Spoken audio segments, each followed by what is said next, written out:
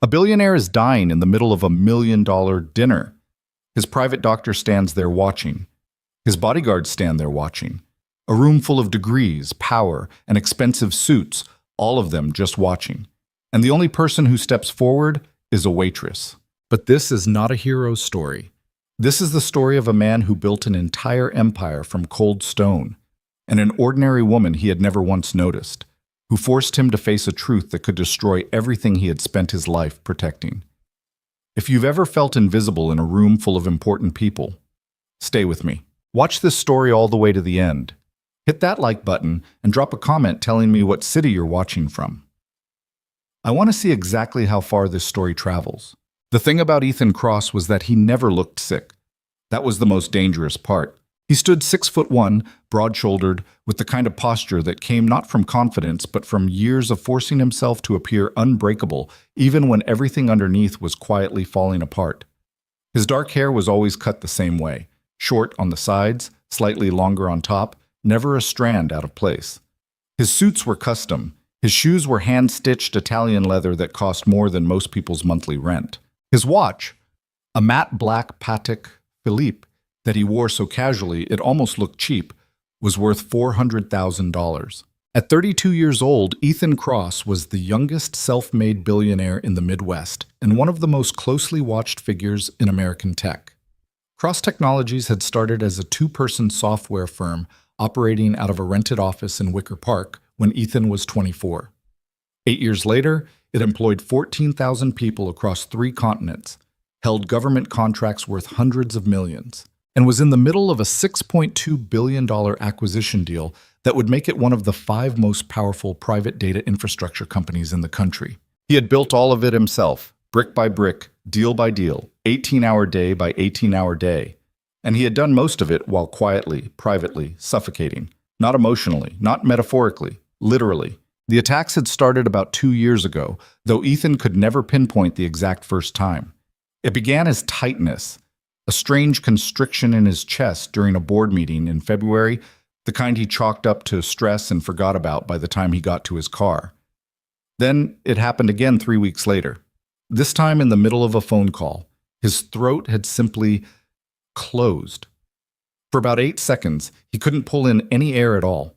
His vision narrowed, his fingers went cold, and then, just as suddenly as it had started, it passed. He had told no one. Ethan Kross did not tell people things. That was not how he operated. He had learned early, very early, in the kind of childhood that leaves marks you don't talk about at dinner parties, that showing vulnerability meant giving someone a weapon. His father had taught him that, not through words but through example, through watching the man get eaten alive by people who had once called themselves his partners. So when the throat spasms started, Ethan did what he always did with problems. He contained them. He found a private specialist, Dr. Raymond Holt, a pulmonologist recommended through a discreet network used by Chicago's wealthiest families, and had the situation managed quietly, professionally, and far outside the reach of anyone who might use the information against him. Holt was good at appearances. He spoke in a calm, measured voice that made complicated things sound simple.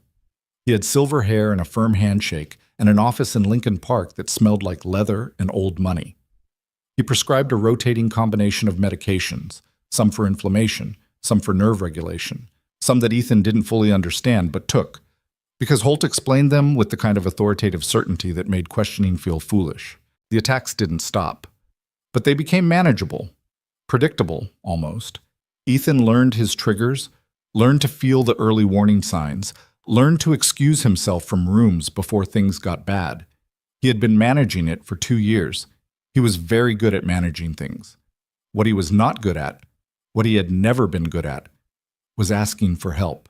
There was one exception to Ethan's rule about vulnerability, and she was 8 years old and currently in the back seat of his Mercedes, arguing with her tablet. "The answer is wrong," Mia said flatly, not looking up. "The app or you?" Ethan asked. "The app, obviously. 7 times 8 is 56, not 57. It keeps saying 57. Maybe you're pressing the wrong number." Mia finally looked up. She had her mother's eyes, dark brown and uncommonly direct, and Ethan's stubborn jaw. She stared at him with the specific kind of patience that only children use on adults they have decided are being deliberately dense. Dad, I know how to press a number. I know you do. He kept his eyes on the road. I'm just saying, double check before you decide the whole system is wrong. I double checked. The system is wrong. He almost smiled. Almost. Then report the bug. Mia considered this seriously, which was how she considered everything. How? There's a feedback button, usually at the bottom of the screen. She went back to the tablet. 30 seconds of silence, then, found it. Submitting. A pause. Done. I told them the answer is wrong and that my dad says bugs are just problems nobody fixed yet. This time he did smile, just briefly, in the way he allowed himself when it was only the two of them. Mia Cross was the one genuinely uncomplicated thing in Ethan's life, which was its own kind of complicated because she was also the one thing he could not afford to lose. Her mother, Jessica, had left when Mia was 18 months old. Not dramatically, not with screaming or lawyers or betrayal, but quietly, in the way some people leave when they realize they've married an idea of someone rather than the actual person. Jessica had remarried a landscape architect in Portland and sent birthday cards that were always on time and always slightly generic. Mia referred to her as my mom in Oregon, with the easy detachment of a child who had simply organized the information into available categories. Ethan had raised her alone. With help. A live-in nanny named Mrs. Patricia Ozzie, who had been with them for 5 years and who was, if Ethan were honest, probably the primary reason Mia was as emotionally functional as she was, but alone in the way that mattered. He was the one who showed up to school plays and parent-teacher conferences and emergency room visits for the broken arm at age 6. He was the one who sat on the edge of her bed when she had nightmares and couldn't always think of the right thing to say, but stayed anyway. He was not a warm father. He knew that. Warmth was not a language he'd been taught, but he was a present father, and he had decided early on that presence would have to be enough. Tonight, he was dropping Mia at Mrs. Osei's apartment for the evening while he attended what his head of investor relations had described as the most important dinner of Q3. The Harlow Room at the top of the Meridian Hotel. 12 international investors. A $6.2 billion deal that needed reassurance after 2 weeks of market turbulence had made everyone nervous. Are you going to be late? Mia asked. Probably. How late? I don't know, Mia. Past 10? Maybe. She absorbed this. Mrs. Osei said she'd make jollof rice. That's good. She puts the crispy part at the bottom. I know she does. You should come have some when you get back, even if it's late. Ethan glanced at her in the rearview mirror. She was looking out the window now, watching the city lights begin to blur past as they crossed the bridge. She said it casually, the way kids say things they mean very seriously, but have learned not to say directly because they've noticed adults get uncomfortable with directness. I'll try, he said. It wasn't a promise. They both knew it wasn't a promise. But it was something, and for Mia, something was enough. For now. The Meridian Hotel occupied the top 12 floors of a glass tower on Michigan Avenue, and the Harlow Room occupied the very top of that. A private dining space reserved exclusively for guests whose net worth cleared 10 figures, or whose names appeared on enough board seats to amount to the same thing. The room itself was obscenely beautiful in the way only spaces designed to impress other obscenely wealthy people could be. Floor-to-ceiling windows overlooking Lake Michigan, hand-poured concrete walls that somehow felt warm. Lighting calibrated so precisely that everyone in the room appeared slightly better looking than they actually were. The tables were set with linen so heavy it barely moved in the air conditioning, and the silverware was the kind that made a satisfying, solid sound when you set it down. The staff had been briefed 3 days in advance. There were 12 of them working the room tonight. 6 servers, 2 sommeliers, a maitre d', 2 runners, and a floor supervisor named Gerald Marks, who had worked at the Meridian for 19 years and who communicated primarily through a system of eyebrow movements that his staff had learned to read like a second language. Clara Bennett was one of the 6 servers. She had been at the Meridian for 8 months, which made her the 3rd most junior member of the floor staff, which meant she normally worked the second dining room on the 41st floor, the one reserved for guests who were wealthy, but not wealthy enough for the Harlow Room. Tonight she was here because Annette, one of the regulars, had called in sick that afternoon with what Gerald described as allegedly a migraine, with the tone of a man who had long since stopped taking sick calls at face value. Clara had gotten the call at 4:30. She had exactly 90 minutes to get across the city from her apartment in Logan Square, change into the uniform kept in her locker, review the evening's menu with the kitchen, and be on the floor by 6. She made it by 6:02. Gerald clocked her arrival with a single raised eyebrow that communicated, acceptable, but not again. Clara Bennett was 30 years old and had been described, at various points in her life, as quiet, careful, and easy to overlook. She was medium height, with brown hair she kept pulled back on the job, and she had the kind of face that looked younger than her age. Not in a striking way, just in the way that made people occasionally ask if she was a student. Her hands were slightly rough from years of work and from the endless hand-washing that came with the job, and she had a small scar on the inside of her left forearm from a kitchen accident 3 years ago at a different restaurant that she no longer thought about. She was not particularly memorable, which was something she had made her peace with a long time ago. What she was, and what almost nobody who looked at her guessed, was deeply, specifically knowledgeable about one thing that had nothing to do with food service: airway emergencies. Her younger brother Danny was 26 years old and had suffered from a severe laryngeal hyperreactivity disorder since childhood, a condition involving unpredictable, violent spasms of the muscles controlling the upper airway that could, in their worst form, cause complete respiratory obstruction within seconds. Danny had been hospitalized 11 times. He had nearly died twice. The second time, when Clara was 22 and Danny was 18 and their mother was already gone and their father was not the kind of person you called in a crisis, Clara had been the only one there. She had learned everything there was to learn, not theoretically, not from pamphlets, from being the person in the room when it happened over and over, until she could read the signs in the first 2 seconds and respond before most people had even registered that something was wrong. She had also spent 2 years in nursing school before Danny's last hospitalization had made working full-time a financial necessity rather than a choice. But she didn't think about nursing school much anymore. That was another thing she'd made her peace with. Tonight, she moved through the Harlow room with the quiet efficiency of someone who had learned to take up as little space as possible, refilling glasses without being asked, clearing plates at the exact right moment, reading the rhythm of each table, the way you learn to read people when you've spent years doing it. She was good at her job. Not in a way that anyone in this room would remember or remark on. Just good, in the quiet, consistent way that keeps things running. She had been on the floor for about 2 hours when she first noticed the man at table 1. Table 1 was where Ethan Cross sat. He was at the head of the arrangement. Not formally, there was no head at a round table, but the way the other 11 men positioned themselves made it clear who the center of gravity was. He was younger than most of them by at least a decade, which should have made him look out of place. Instead, he looked like the only one who belonged there, which Clara had noticed was a thing some people just had, a quality of presence that made their specific location feel correct regardless of context. She had served his table twice, water the first time, a bread course the second. He hadn't looked at her either time, which she expected and didn't take personally.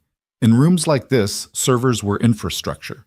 What she noticed, what made something quiet and instinctive in the back of her mind tilt slightly sideways, was the way he swallowed. It was a small thing, the kind of thing you'd never notice unless you'd spent years watching for it. Twice in the first hour, she saw him pause mid-sentence, very briefly, with a slight tightening around his jaw. The kind of micro-expression that crossed a face when swallowing suddenly required conscious effort instead of happening automatically. She noticed it the first time and filed it away. She noticed it the second time and felt something sharpen inside her. She said nothing. It wasn't her place. She was a server in a room full of billionaires, and she had, quite literally, been handed a 3-page briefing document about not making unnecessary contact with the primary guests. She kept working. By the time the main course arrived, a dry-aged Wagyu beef with a truffle demi-glace that the kitchen had spent 2 days preparing, Ethan Cross had been at the table for 2 hours and 15 minutes and had consumed, as far as Clara could track, roughly a quarter of his food and a full glass of water with what appeared to be increasing deliberateness. She was at the service station near the east wall, checking the temperature on a bottle of Burgundy, when she heard the change in his voice. It was subtle, A slight roughness that hadn't been there before.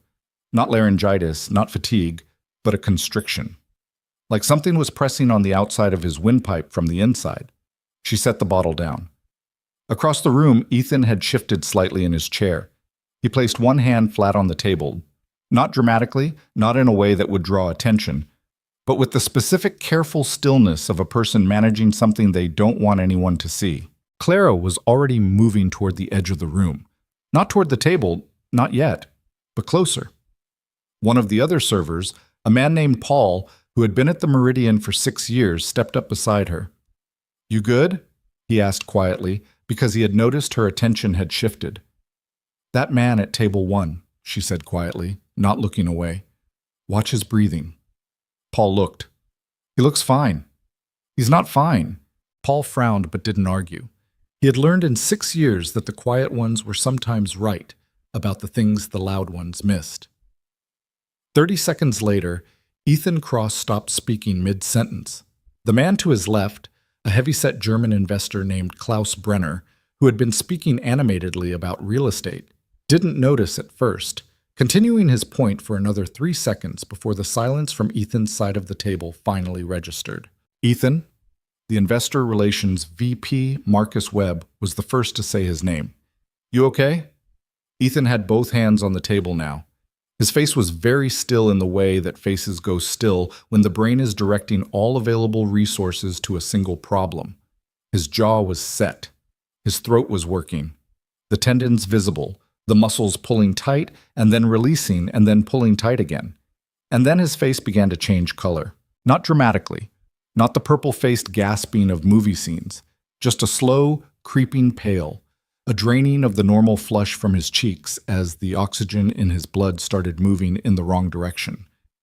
"Ethan." Marcus was standing now.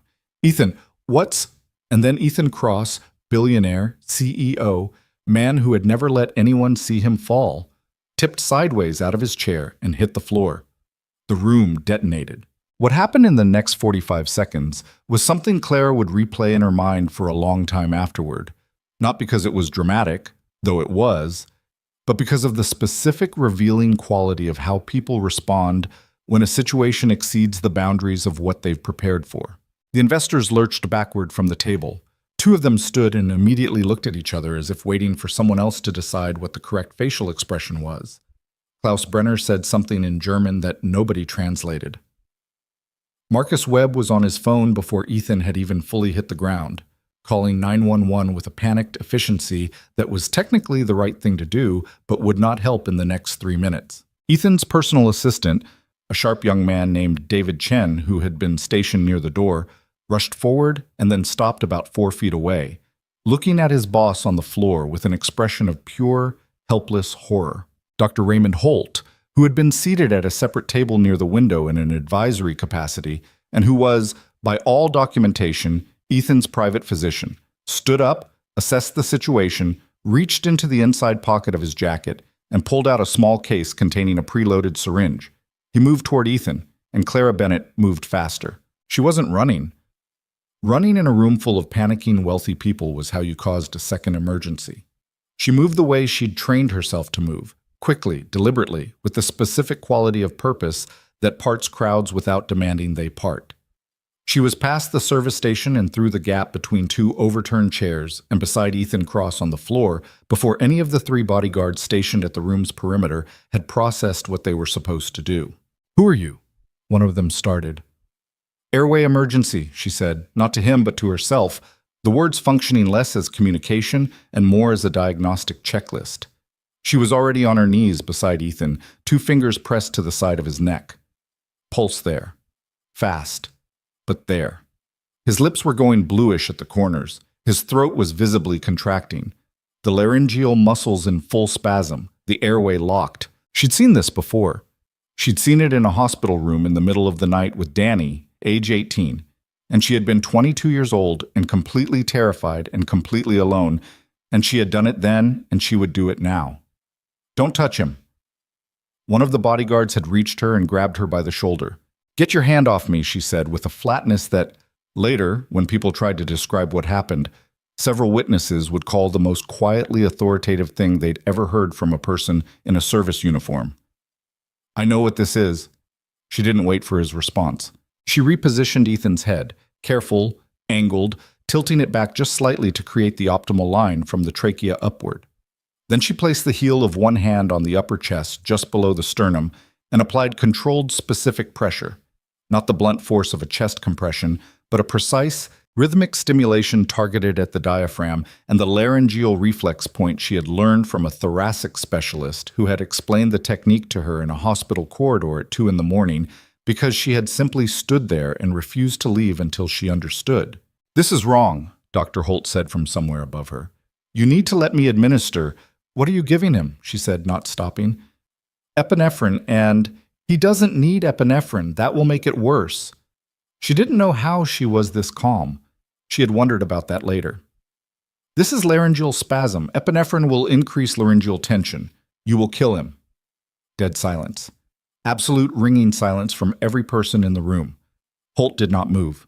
Clara kept her hands exactly where they were. 3 seconds. 4. 5.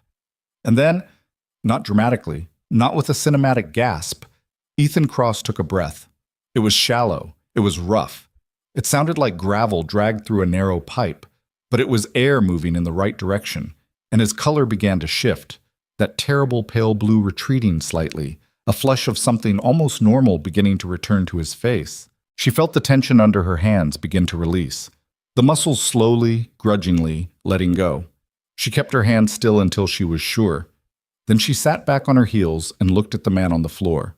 His eyes were open, dark, and slightly unfocused, the way eyes look when the brain is still catching up to the fact that the crisis has passed. He was looking directly at her.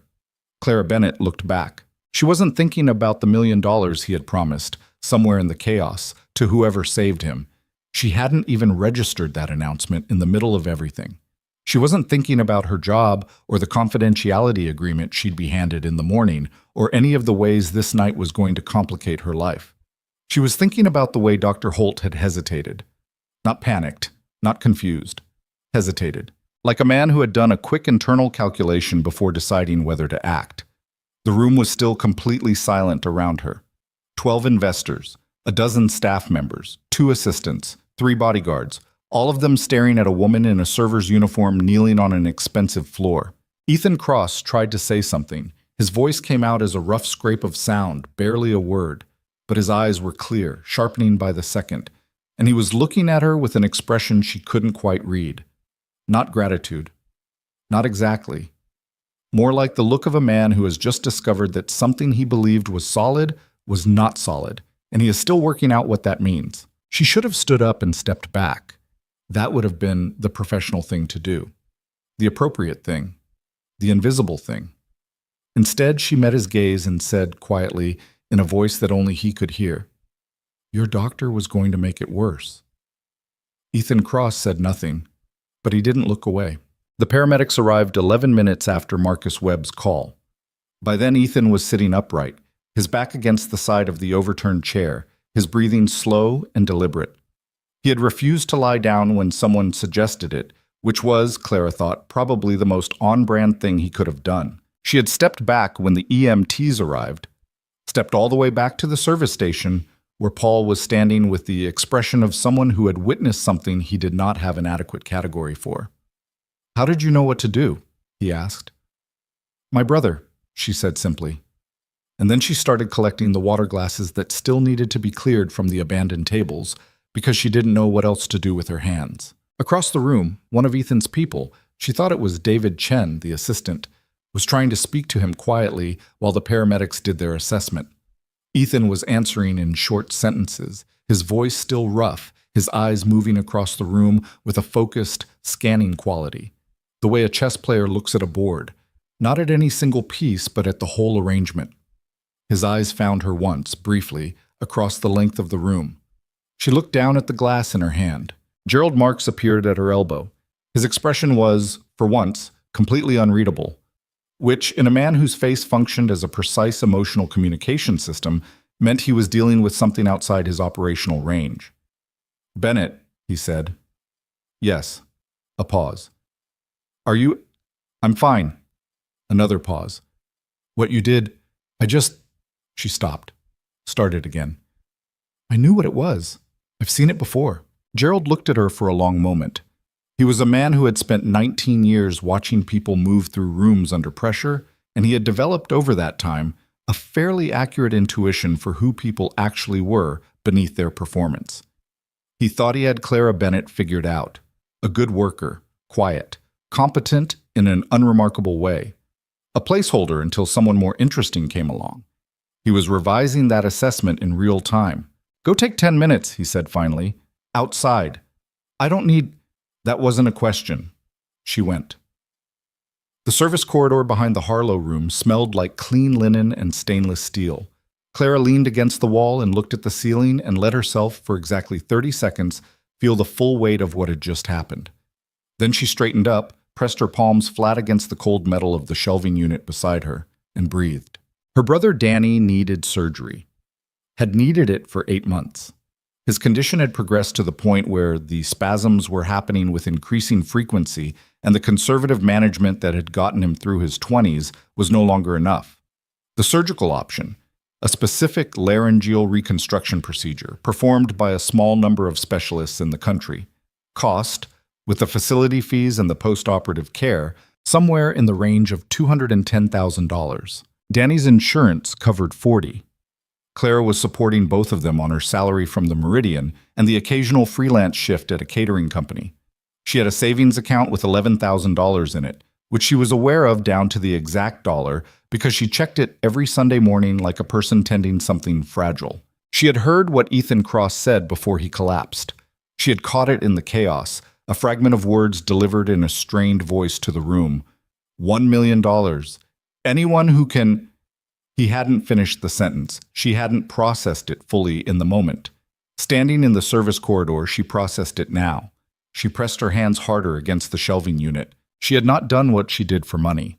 She wanted to be clear about that, at least to herself.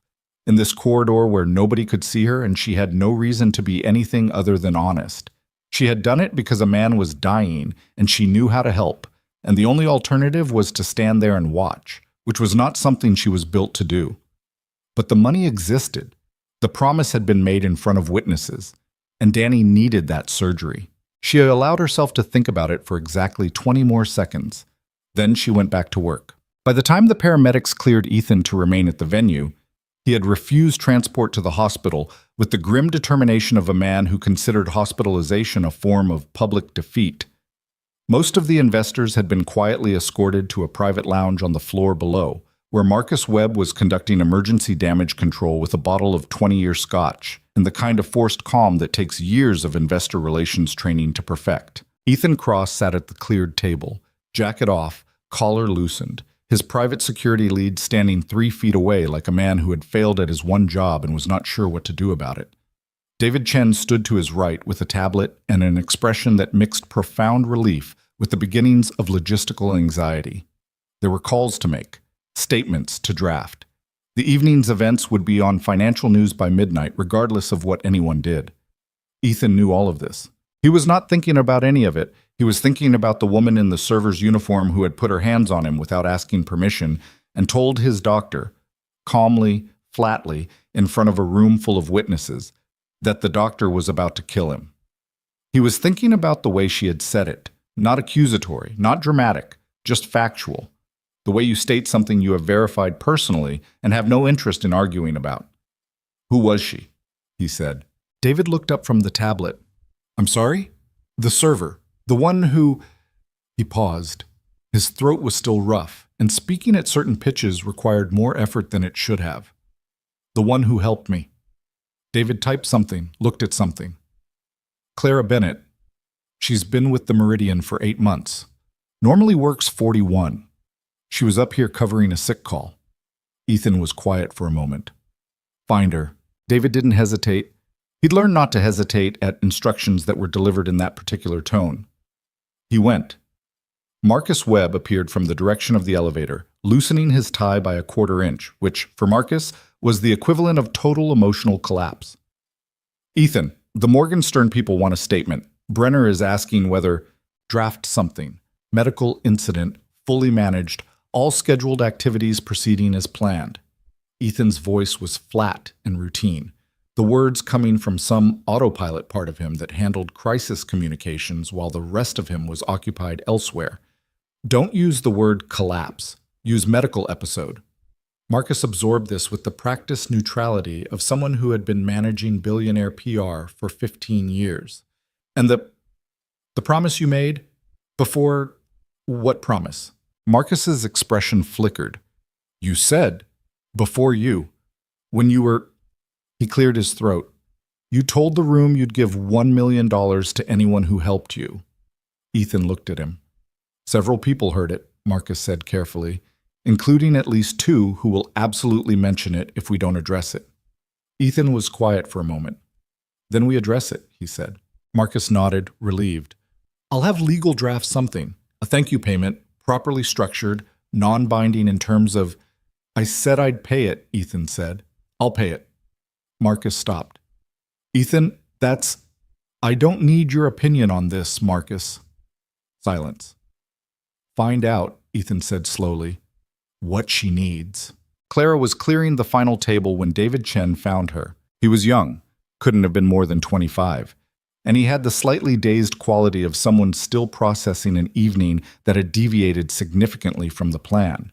He approached her the way people approach servers when they're not sure of the social protocol, with that combination of deference and entitlement that comes from being important enough to have a personal assistant, but not yet comfortable enough in one's own importance to wear it naturally. Ms. Bennett? She looked up. Yes?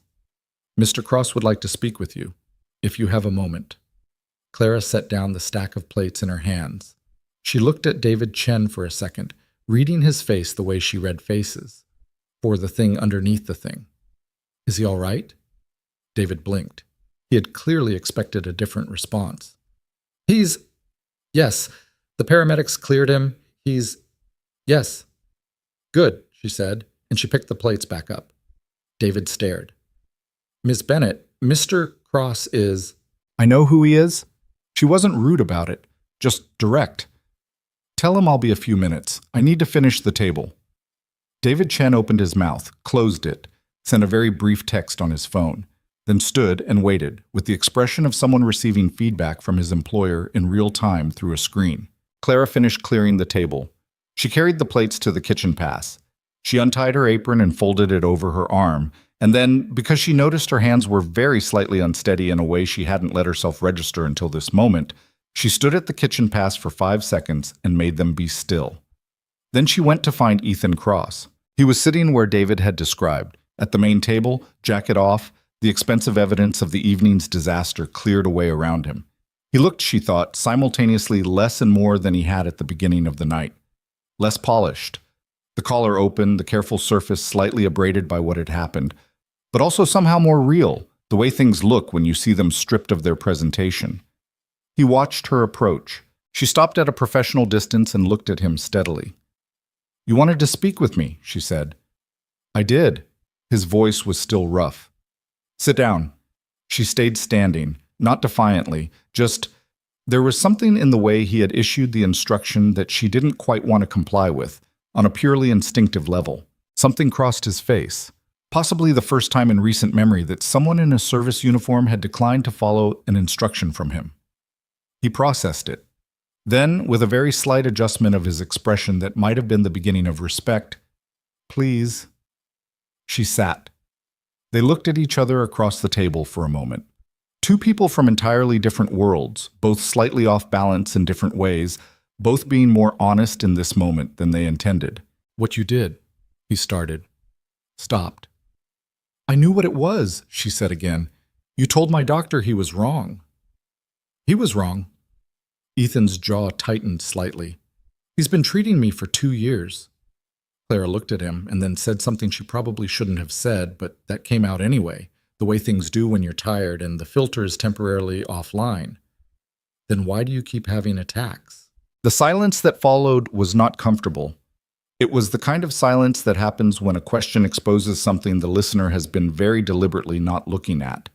Ethan Cross was quiet for so long that she thought she'd crossed a line she couldn't uncross. Then he said, quietly, in a voice entirely stripped of its corporate surface. I don't know. And for the first time that evening, Claire felt something other than clinical focus. She felt the specific, exhausting weight of a person who has been managing something alone for too long. She recognized it because she had carried it herself for years, and she still wasn't entirely sure she'd put it down. I have a brother, she said. He has the same condition. I've been watching it for most of my adult life. She paused. I think you need a second opinion, from someone who isn't Dr. Holt.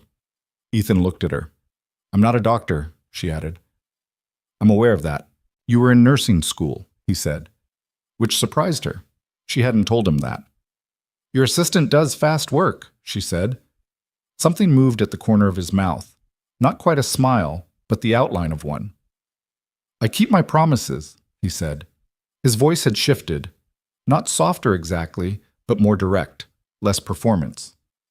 What I said tonight before I heard. $1 million to whoever I heard. He looked at her.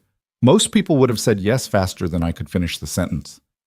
I'm not most people, she said, which she didn't mean to sound sharp but came out that way slightly. I did it because you needed help, not because of the money. I know that, he said, and somehow she believed him. But, she said, and then she stopped. He waited. My brother needs surgery, she said carefully. The same condition, but worse. He's needed it for 8 months. She told him the number, $210,000, the insurance gap. She told him in the same flat, factual way she'd told him his doctor was wrong, because she had decided somewhere in the last 3 hours that she was done with the particular social performance of pretending not to need things. Ethan Cross listened. Then he looked at her for a long moment with that same unreadable expression, the one she'd seen on the floor when his eyes had first focused on her face. I'll handle it, he said. I'm not asking for charity. I know you're not. He held her gaze. I promised $1 million. And you're telling me your brother needs surgery. I can do the math. Clara Bennett looked at Ethan Cross across the wreckage of the most expensive dinner service she'd ever worked. She was trying to decide if she believed him. Really believed him, not in the way you believe a powerful man when he says something because it's easier than doubting him, but in the actual examined way. She hadn't decided yet. I'll be back tomorrow, she said finally. To talk about your medication. He blinked. You're serious. Someone needs to be. She stood, refolded her apron, looked at him once more. He was watching her with an expression she would think about later, in her apartment in Logan Square, lying awake at 3 a.m. with the city outside her window and her brother's hospital folder on the kitchen table. It was the expression of a man who had been alone in something for a very long time and had just, unexpectedly, in the worst possible circumstances, met someone who understood exactly what he'd been carrying. She left without looking back. Ethan Cross sat alone in the Harlow room for a long time after that, and for the first time in 2 years, he breathed without counting. She got home at 12:43 in the morning. Logan Square was quiet at that hour. Not the dead quiet of suburbs, but the specific Chicago quiet of a neighborhood that had burned hard all evening and was now just breathing. The last few bars still leaking music into the street, a couple arguing 2 floors above her in a language she couldn't identify.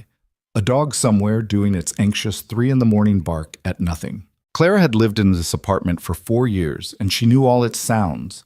The way you know the sounds of something you've stopped consciously hearing. She locked the door behind her, didn't turn on the overhead light, stood in the dark for a moment with her back against the door and her work shoes still on, and just let the silence of the apartment be what it was. Danny's folder was on the kitchen table where she'd left it that morning. It was a manila folder, thick with printouts and billing statements and insurance correspondence, the corners soft from handling. She developed the habit of leaving it visible. Not because she needed to see it, but because the one time she'd put it in a drawer she'd gone 3 days without opening it, and the bills had gotten worse in the interim. Better to leave it out. Better to look at it every morning and every night until looking at it stopped feeling like a punch and started feeling like just a fact. She sat down at the kitchen table without taking off her coat, opened the folder, looked at the number she already knew by heart. $210,000, minus the $40,000 that insurance had agreed in writing to cover. A number that had taken 8 months of phone calls and appeals and one actual letter from a patient advocacy lawyer to extract. That left $170,000 that needed to come from somewhere. Her savings account had $11,240 in it. She had done the math so many times she didn't need a calculator anymore. She closed the folder, pushed it back to its spot in the center of the table. Then she sat there in her coat in the dark kitchen and thought about what Ethan Cross had said. "I'll handle it." She wanted to believe him. She was aware of the wanting, and she was suspicious of it because she had learned, through Danny's illness, through the insurance company, through the specific education that comes from being a person without money trying to navigate systems built for people with it, that wanting to believe something was not the same as having a reason to. Powerful people said things. Sometimes they meant them. More often they meant them in the moment and then forgot them when the moment passed and the lawyers started talking. She pulled out her phone, searched his name. Ethan Cross had a Wikipedia page, a Bloomberg profile, a Forbes ranking, number 47 on the under 40 list, and approximately 412 news articles from the past 3 years. She read 3 of them. They told her what she already knew from working in rooms like the Harlow Room long enough. He was disciplined, he was private, he had built something real from nothing, and he ran his company with a precision that people who admired him called focused, and people who didn't called cold. There were 2 mentions of his daughter, just 2, in 400 articles. In both of them, he declined to comment. She appreciated that, oddly. The privacy of it, the deliberateness. She put her phone down. The dog upstairs was still barking. She finally took off her coat. The next morning arrived the way mornings do when you haven't really slept. Not gradually, but all at once. The light through the blinds going from nothing to too much without sufficient transition. Clara lay in her bed for approximately 90 seconds, taking inventory of how her body felt, which was the habit she'd developed over years of shift work and intermittent crisis. Her feet ached. Her lower back had a specific complaint about the 4 hours she'd spent on the marble floor of the Harlow Room. Her mind was already running, which was its default state and the thing she liked least about herself. She got up, made coffee, called Danny. He picked up on the second ring, which meant he'd been awake for a while. He usually was, these days. The spasms had been waking him up at night. Not full attacks, but the early warning tightness that was enough to jolt you awake and leave you sitting up in the dark, waiting to see if it was going to get worse. "Hey," he said. His voice was slightly raspy, which it always was in the morning now. "How was last night?" 2 episodes, small ones. Went back to sleep after. She made herself keep her voice level. "Time?" "Around 2 and 4. "Did you use the it?" "Yeah, I used it." He had the tone of someone who had answered this specific question many times. It helped. She wrapped both hands around her coffee mug. "I need to tell you something." A pause on his end. Danny had learned over years of being her brother to read her specific quality of pauses. Good something or bad something? "I don't know yet," she said honestly. "It might be good. I don't want to tell you it's definitely good until I know." "Clara, I was at the Harlow Room last night, covering for Annette." "Okay."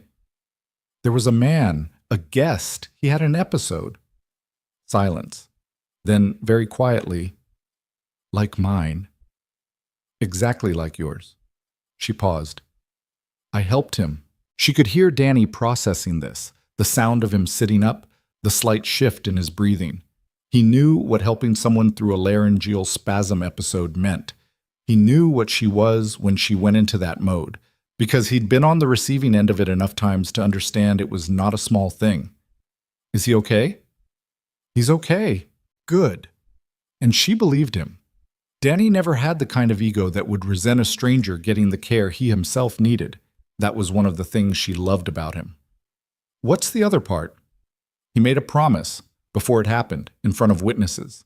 She chose her words carefully because she still wasn't sure, and she did not want to build something in Danny's head that might collapse. "He said he'd give $1 million to anyone who helped him." The silence this time was longer. "Clara, I don't know if he'll follow through. I don't know him, but I told him about you and he said he'd handle it and I don't know." She stopped, started again. "I just wanted you to know, because if it happens, it changes things. And if it doesn't happen, I didn't want you to find out later and feel like I'd kept something from you." Danny was quiet for a moment. When he spoke, his voice had the careful quality of someone managing their own hope. What was he like?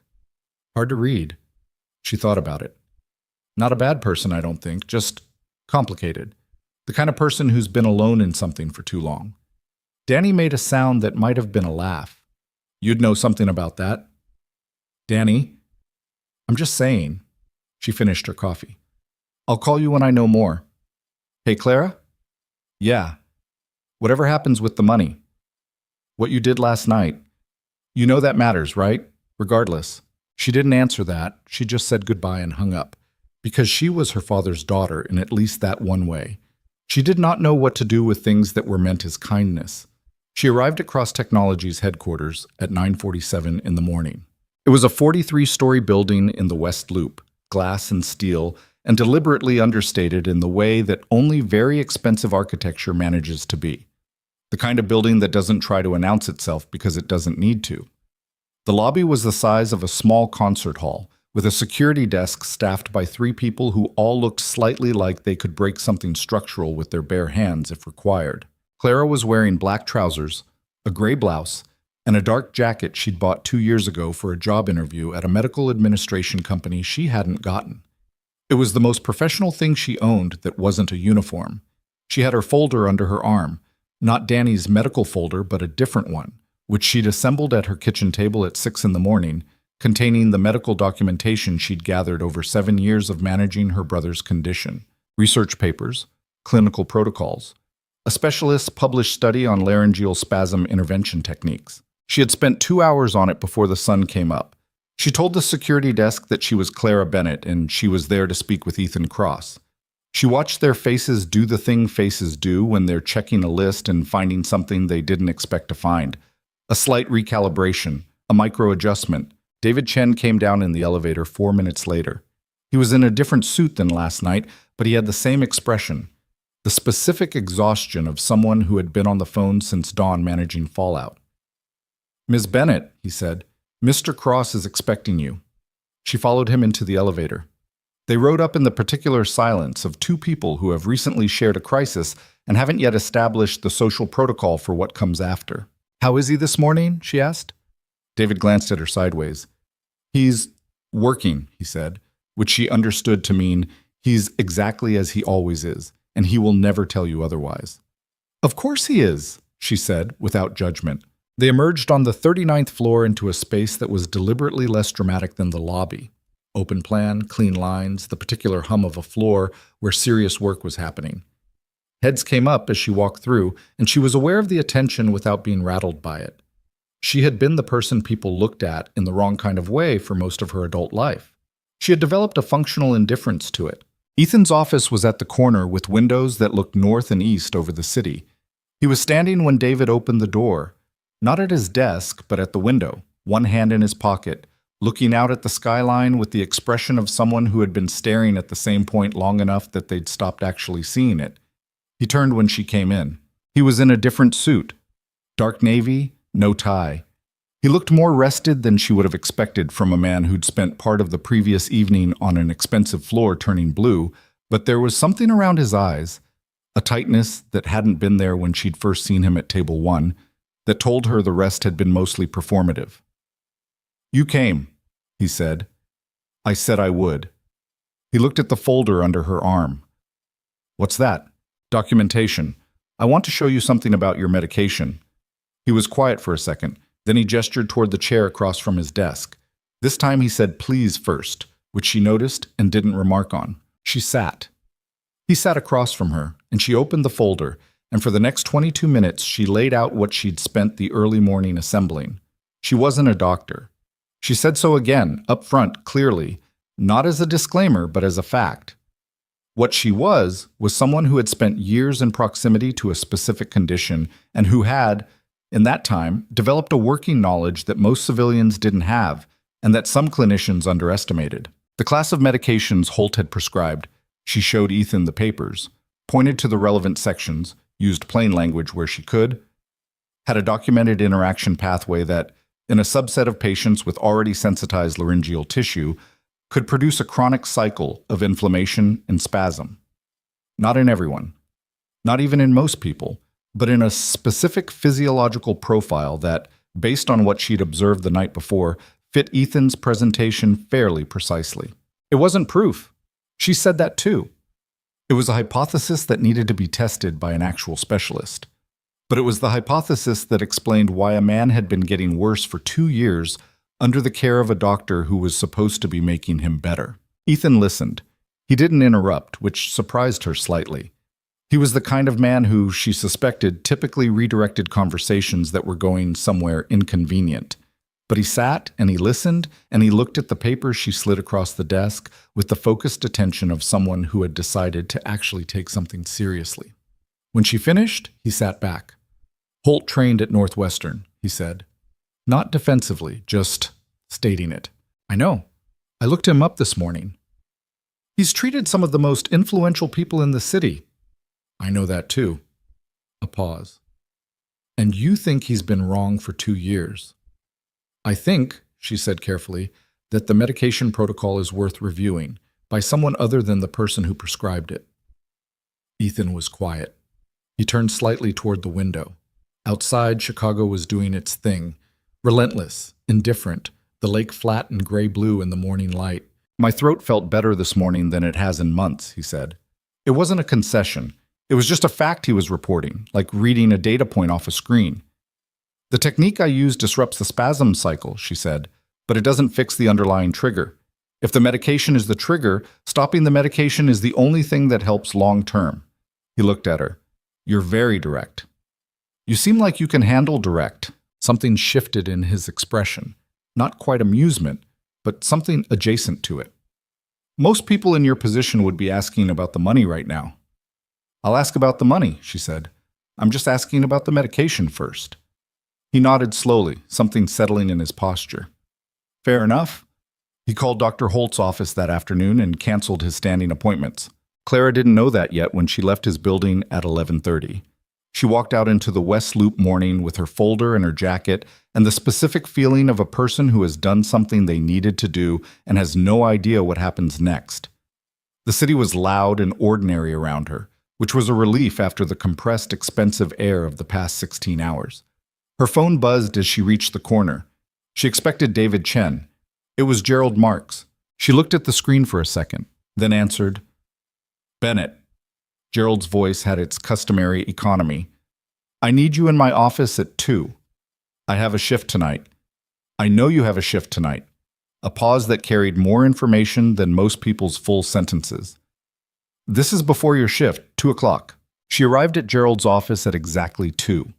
It was a small room off the service corridor, practical and undecorated except for a framed photo of Gerald with his wife at what appeared to be some kind of fishing tournament, and a whiteboard covered in shift schedules. Gerald was already there, and he wasn't alone. There were 2 other people in the room, a woman Clara didn't recognize in a fitted charcoal suit holding a leather portfolio, and a man in his 50s in a blue blazer who introduced himself with a smile that didn't quite reach his eyes as Richard Vaughn, Senior Legal Counsel for Cross Technologies. Clara looked at Gerald. Gerald's expression said, I didn't have a choice about this. She looked back at Vaughn. Ms. Bennett, he said, with the practiced warmth of someone who had learned to deliver difficult things gently. I appreciate you coming in. I wanted to have a quick conversation before things get complicated. He set a thick document folder on Gerald's desk and a white envelope on top of it. Mr. Cross is deeply grateful for your assistance last night. We want to acknowledge that properly. Clara didn't sit down. She looked at the envelope. What's in the folder? She asked. A standard confidentiality agreement. Given the nature of the situation, Mr. Cross's medical condition, the circumstances, the presence of financial partners, we need to ensure that the details of what occurred remain private. It protects everyone involved, including... And the envelope? Vaughn paused. A payment. For your discretion and your assistance. We feel it's a generous... How much? He told her the number, $50,000. Clara stood there. She could feel Gerald watching her, and the woman in the suit, and Vaughn with his practiced smile, and she could feel the weight of $50,000 pressing against the $11,000 in her savings account, and the folder on her kitchen table with the number she knew by heart. She picked up the confidentiality agreement. Read it. Not skimmed, actually read it, clause by clause, while the room waited. It took 4 minutes. Vaughn shifted his weight once. The woman in the charcoal suit didn't move at all. When Clara finished, she set it back down on the desk. "He promised $1 million, she said.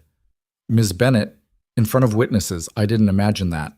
The situation last night was Mr. Cross was under significant distress. A statement made in that context is still a statement," she said, "made in front of a room full of people who will all remember it exactly the same way." Vaughn's smile adjusted slightly at the edges. Less warmth, more calculation. "Ms. Bennett, I think you should consider that we can structure this conversation in several different ways. The payment we're offering is substantial and—" "I'm not signing this," Clara said. The room went quiet. "I want to be clear," she said, and she was aware that her voice was steady, in a way it had no real right to be given what was inside her chest right now, which was something between terror and absolute resolve. "I'm not doing this for money. I was not thinking about money when I helped him, but he made a promise. And my brother needs surgery that costs more than what's in that envelope. So I'm not signing something that prevents me from telling people what happened in exchange for an amount that doesn't cover what he said he'd pay." Vaughn looked at her for a long moment. "If you refuse to sign," he said carefully, "we may have to discuss the matter of your conduct last night. Unauthorized contact with a VIP guest. Interfering with a licensed physician. Richard."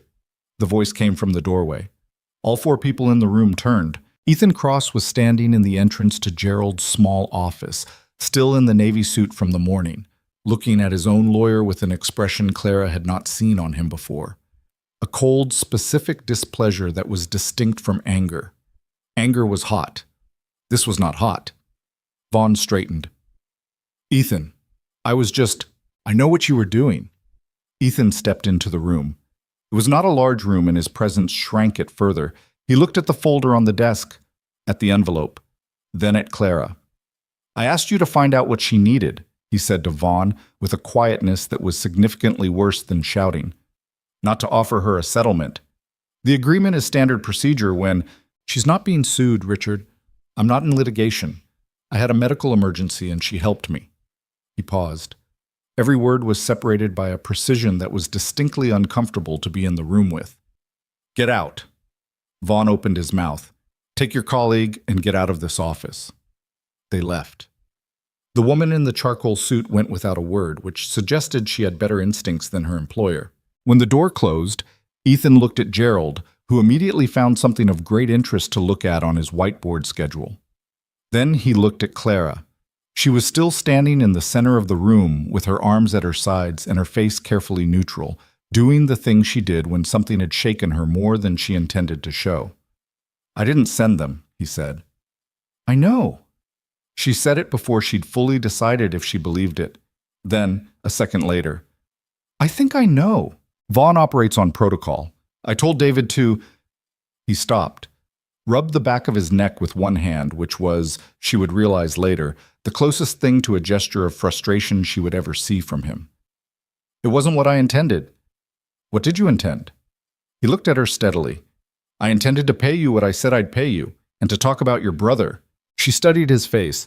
She was good at reading faces.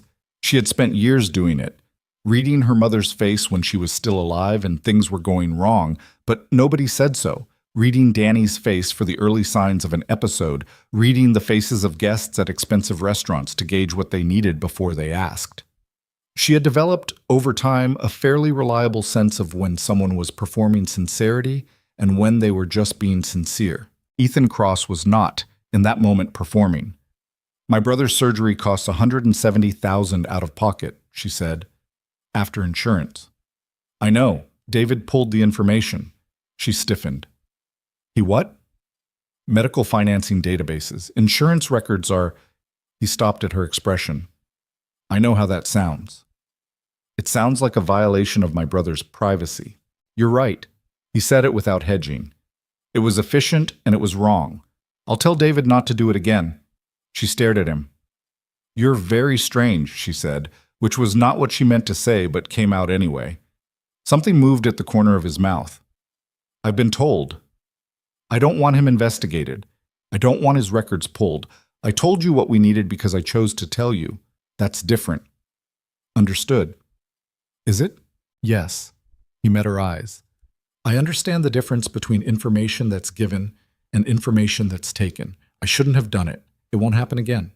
She held the look for another second, then exhaled. The surgery, she said. I'll fund it, the full amount. And if you're willing, I'd like to arrange a consultation with Dr. Yuan at Northwestern Memorial. He's the best laryngeal reconstruction specialist in the Midwest, maybe the country. He doesn't usually take new patients, but I can make a call. Clara was quiet for a moment. The amount he was offering, the surgeon he was offering, was not something she could produce from her own resources in any timeline that mattered for Danny. She was aware that. She was also aware of exactly what it felt like to be on the receiving end of a powerful person's generosity, and how easily that generosity could become a form of control if you weren't careful about the terms. What do you want in return? She asked. Nothing. That's not how this works. I know it's not how it usually works. He seemed to choose his next words with unusual care. I want to do it because I said I would, and because... He stopped. Started again, in the slightly rougher way people speak when they're saying something they mean and haven't rehearsed. Because you didn't have to come back this morning. You could have signed whatever Vaughn offered and walked away and nobody would have blamed you. The fact that you came back with a folder full of research... He paused. I'm trying to pay attention to what that means. She looked at him for a long moment. She thought about Danny waking up at 2 and 4 in the morning with his throat closing. She thought about her folder on the kitchen table. She thought about nursing school and the professor who had told her she had good hands. You have the instinct for it, Ms. Bennett. You should finish. And she had finished 2 years later, and then she hadn't. I want the terms in writing, she said. Not a confidentiality agreement. A straightforward letter. The surgery funding, the referral to Dr. Yuan, the $1 million as agreed. No clauses about discretion, no restrictions on what I can say publicly. Ethan didn't hesitate. Fine. And I don't want to owe you anything afterward. This is a debt settled. We're even. Even, he agreed. She nodded. Something in her chest loosened by a fraction. Not relief exactly, but the particular release that comes when you've been braced for a fight and the fight doesn't happen the way you expected. One more thing, she said. He waited. Your medication. I wasn't kidding this morning. You need to see someone who isn't Holt. I can give you a name. There's a pulmonologist at UIC who published a study on laryngeal hyperreactivity in 2021. His name is Dr. Marcus Webb. She paused. Not the Marcus Webb who works for you. Something flickered in his eyes. That would have been confusing. The paper is in the folder I brought this morning. I left it with David. She paused again.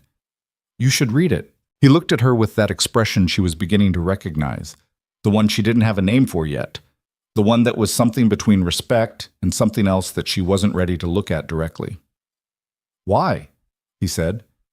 Not challenging, genuinely asking. She thought about it honestly. Because you have a daughter, she said, and she needs you to be around. The silence that followed was different from the other silences in the room. It had a different weight. Ethan Cross looked at her for a long time, and then, very quietly, he said, How do you know about Mia?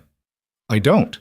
David mentioned you had a daughter last night when I asked him why you seemed so controlled during the episode, like you were trying not to scare someone.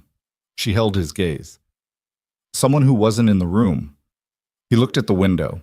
Outside, the city. The lake beyond it, flat and enormous and indifferent to everything happening in this small office. She's 8, he said. It came out the way things come out when someone says something true and bare without dressing it up. I know. Neither of them said anything for a moment. I'll read the paper, he said finally. Good. She picked up her jacket from the back of the chair where she'd draped it. She buttoned one button at the collar, a habit, her hands doing something while her mind settled. She was almost at the door when he spoke again. Miss Bennett. She turned. He was still looking at the window. My attorney was going to threaten your job. When he started talking about unauthorized contact, that was a threat. You should know that so you can prepare for it. She looked at the back of his head. Am I being fired? No. He turned then. But Vaughn plays a long game, and he doesn't like losing. He'll find another angle. She absorbed this. Is this your way of warning me? It's my way of being honest with you, since you seem to prefer it. She stood in the doorway for a second. Gerald's whiteboard, the fishing photo, the city outside and the shift she had in 3 hours, and the call she needed to make to Danny and the life that was waiting, complicated and unresolved and hers, outside this building. "Mr. Cross," she said. He looked at her. "I've been dealing with systems that don't want to pay out for 8 months. Your lawyer is not the scariest thing I've faced this year." She left.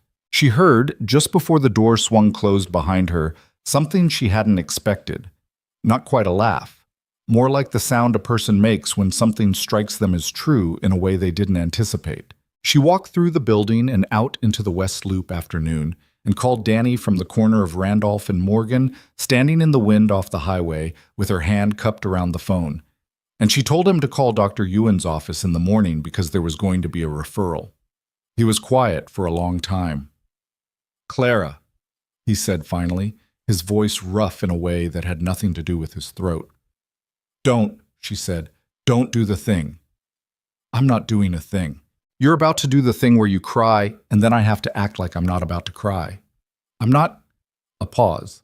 A sound that was definitely him not crying. "I'm just Clara." "I know," she said. "I'll explain later. Go to sleep early tonight, okay? Use the positioning pillow." "I know how to use the positioning pillow." "I know you know." She hung up, stood on the corner for a moment. The wind was cold and real, and the city was loud and full of people going somewhere, and Clara Bennett stood in the middle of it and felt, for the first time in 8 months, something that was not exactly hope, but was close enough to it that the difference might not matter. She went home. She made dinner. She did not look at the folder on the kitchen table. She left it there, in the center of the table, in the place it had lived for 8 months. But for the first time, she left it closed. The footage appeared online at 6:14 in the morning, 3 days after the dinner at the Harlow Room. Someone had leaked it. Not the full security recording. Whoever did it was careful enough to clip it down to 47 seconds, just enough to show Ethan Cross at the table, the moment his body went wrong, the fall. And then a woman in a server's uniform moving through the frozen crowd with a purpose that made everyone else in the frame look like furniture. The clip ended just before Clara's hands made contact, just before the part that would have required explanation. It didn't need explanation. 47 seconds was enough. By 7 in the morning, it had 400,000 views. By 9, it had crossed 2 million. By noon, when Ethan's communications team had assembled in the 39th floor conference room with the specific energy of people who had not slept and were running on bad coffee and controlled panic, it was the third most watched clip on every major platform and the leading story on 3 financial news networks. The headline that did the most damage came from a financial blog that had, in Ethan's own private assessment, approximately 40,000 readers who were disproportionately the exact 40,000 people he needed to not read it. The headline read, "Crosstech CEO collapses at investor dinner. Source, he's been sick for months." The source was anonymous, the details were vague, but the specificity of months, not suddenly, not unexpectedly, but months, had landed in the financial community like a stone in still water, and the ripples were already visible in the pre-market numbers. Cross Technologies had opened down 4.5%. Ethan watched the number on the screen in his office. He was standing at the window again. The same posture Clara had found him in 2 mornings ago, one hand in his pocket, looking at the city. Except the city today felt like it was looking back. Marcus Webb came in without knocking, which was his privilege and his habit during crises. He set a tablet on Ethan's desk showing a scrolling feed of financial headlines.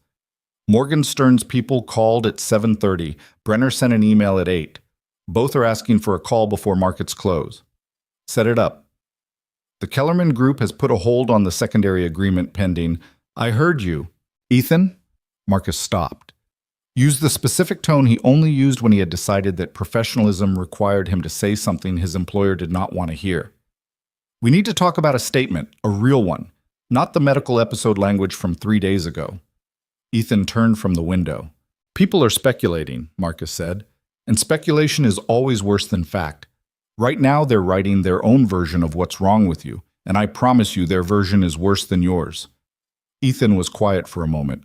He looked at the tablet, the headlines, the number that was still moving in the wrong direction. Get the team in here at 2, he said. Marcus nodded, already moving, then paused at the door. The server. The woman in the video. Her face is visible for about 6 seconds at the very end when the clip cuts. People are already trying to identify her. Ethan's jaw tightened.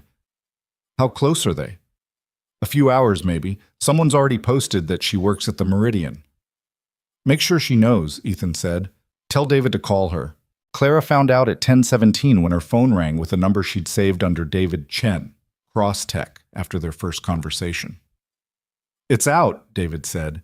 He had the clipped, information-dense phone manner of someone who spent most of his day managing crises on behalf of someone else. A clip from the Harlow room. You're in it. She was at the laundromat 3 blocks from her apartment, sitting on a plastic chair watching her work shirts rotate. She pulled up the clip on her phone with one hand. Watched it. Watched herself. The way she moved through the room, which she'd never seen from the outside before. It was strange and slightly disorienting, like hearing a recording of your own voice. The woman on the screen looked more certain than Clara remembered feeling. How bad? She asked. Your face is visible at the end. People will figure out who you are by this afternoon. She looked at her shirts rotating. What do you need from me? Nothing. Mr. Cross wanted you to know before it happened, so you could prepare. She absorbed that. He was warning her again, the second time in 3 days. Tell him I appreciate it, she said. She hung up, looked at the clip once more. Then she called Danny. He'd already seen it. Of course he had. Danny, who couldn't work right now and spent most of his daylight hours on his phone or his laptop, had eyes on everything. That's you, he said, without preamble. That's me. You look like you know exactly what you're doing. I did know exactly what I was doing. Clara. His voice had the tone it got when he was working up to saying something she would resist. People are going to come looking. I know. Are you going to talk to them? She watched her shirts. Not yet. Not yet meaning I don't know what I'm doing yet, meaning I need to think. She paused. How's your throat this morning? Don't change the subject. How's your throat, Danny? A short silence. Better than yesterday? One small episode around 5, resolved on its own. Good, she exhaled. I'll call you tonight. She spent the rest of the morning thinking about what she knew and what she couldn't yet prove, and the distance between those two things, because she had not told Ethan everything. Not yet. There was a piece she was still turning over in her mind, examining from different angles, trying to determine if the shape she thought she saw was real, or if she was constructing a pattern out of fear and her own too specific knowledge. It had started with the paper she'd given him. Dr. Marcus Webb's, the other Marcus Webb, the researcher, not the VP, 2021 study on laryngeal hyperreactivity and medication-induced progression. She knew that paper almost by heart. She had read it the first time 3 years ago when she was looking for answers about Danny's worsening condition, and she had read it again recently when the pattern of Ethan's attacks, as she'd reconstructed it from the timeline he'd mentioned during their conversation, had started striking her as wrong in a specific way. Not just wrong as in the medication isn't working. Wrong as in the medication is doing something it shouldn't be doing, in a way that requires deliberate, specific dosing to achieve. She was not a toxicologist. She was not a pharmacologist. She was a woman who had spent years in proximity to a very specific condition and who had, in the course of that time, developed a working knowledge of what organic progression looked like versus what managed progression looked like. Danny's condition had progressed organically. She knew what that felt like from the inside. Chaotic, unpredictable. The attacks scattered in frequency and intensity without pattern. Some months worse, some better. The whole thing governed by factors nobody fully understood, including stress and season and diet and 100 small variables. What she'd observed in Ethan, in the short timeline she had, which was admittedly limited, was different. The attacks were clustered. They had a rhythm. And that rhythm, when she mapped it against what he'd told her about his treatment schedule, correlated too precisely with his medication administration windows to be coincidental. She had written it out on a legal pad the night before, sitting at her kitchen table with the folder finally open again, this time to a fresh page. 2 columns. Treatment dates as Ethan had described them. Attack dates as he'd mentioned in passing during their conversations. The correlation was not perfect. Nothing in medicine was perfect.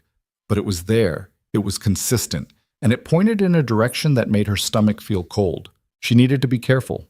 She needed to be very, very careful because what she was considering was not medical negligence. It was not a doctor making a mistake. It was something worse than that. And if she said it out loud without sufficient evidence to back it up, she would look like exactly what powerful people's lawyers love to paint cautious women as: paranoid, overreaching, manufacturing drama to inflate her role in the story. She needed more. She arrived at Cross Technologies at 1:45. She had called David at noon and asked, with a directness she'd decided to just commit to at this point, whether she could attend the 2 o'clock meeting. There was a pause, and then David had said he'd ask, and then called back 7 minutes later and said yes. The conference room on the 39th floor had 12 people in it when she got there. Communications team, legal team, a different lawyer than Vaughn, a younger woman named Priya Anand, whom Clara immediately assessed as sharper and considerably less hostile, and Marcus Webb, the VP, who looked like a man who had been awake since the beginning of time. Ethan was at the head of the table. He looked at her when she came in. Not surprised. He'd known she was coming. Just looked in that direct assessing way that she was learning was simply how he looked at everything. "Sit wherever," he said. She sat near the middle of the table, which put her between two communications people who both glanced at her with the slightly puzzled expression of people who couldn't quite categorize her presence. She was not, visibly, one of them. She was in the same dark jacket and black trousers from 2 days ago, which was the only professional outfit she owned, and she was aware of that. She focused on the meeting. The first 40 minutes were strategy. Marcus laid out the situation in clean, unhappy detail. The stock drop, the investor calls, the hold from the Kellerman Group, the media cycle that was at this point essentially riding its own momentum. The communications lead, a brisk woman named Sasha, presented 3 statement options ranging from minimal disclosure to full transparency, each with an associated risk analysis. The lawyers reviewed liability considerations. Everyone spoke with the professional fluency of people who did this for a living and were doing it well. And through all of it, Ethan sat at the head of the table and listened with the particular quality of attention he had. Not passive, not checked out, but visibly processing, integrating, the kind of listening that is also calculating. When Sasha finished the 3 options, he was quiet for a moment. "There's a 4th option," he said. Sasha looked up from her notes. "I tell them the truth," he said. The room did the specific kind of silence that happens when a group of professionals simultaneously processes that their most important client has just said something that violates every operating principle of their field. Marcus spoke first. "Ethan, not all of it. Not of the medication speculation. We're not there yet." He glanced at Clara when he said that briefly. A look that communicated, "I haven't forgotten." But the condition, the fact that I have a condition, the fact that I've had it for 2 years, the fact that it's manageable and I'm pursuing further treatment. He paused. The truth about what's been happening, without the parts we don't know yet. Priya, the lawyer, said carefully, "That opens disclosure questions around the investor agreements. I know. The timing, given the acquisition, I know." "Ethan," Marcus was using his tone again, "the market has already moved 4.5 points. If you go out there and confirm that you've been managing a chronic condition without disclosing it to investors, they'll be angry," Ethan said flatly. "Yes, and then they'll watch me handle it honestly, and they'll decide whether the company is more than one person's medical history."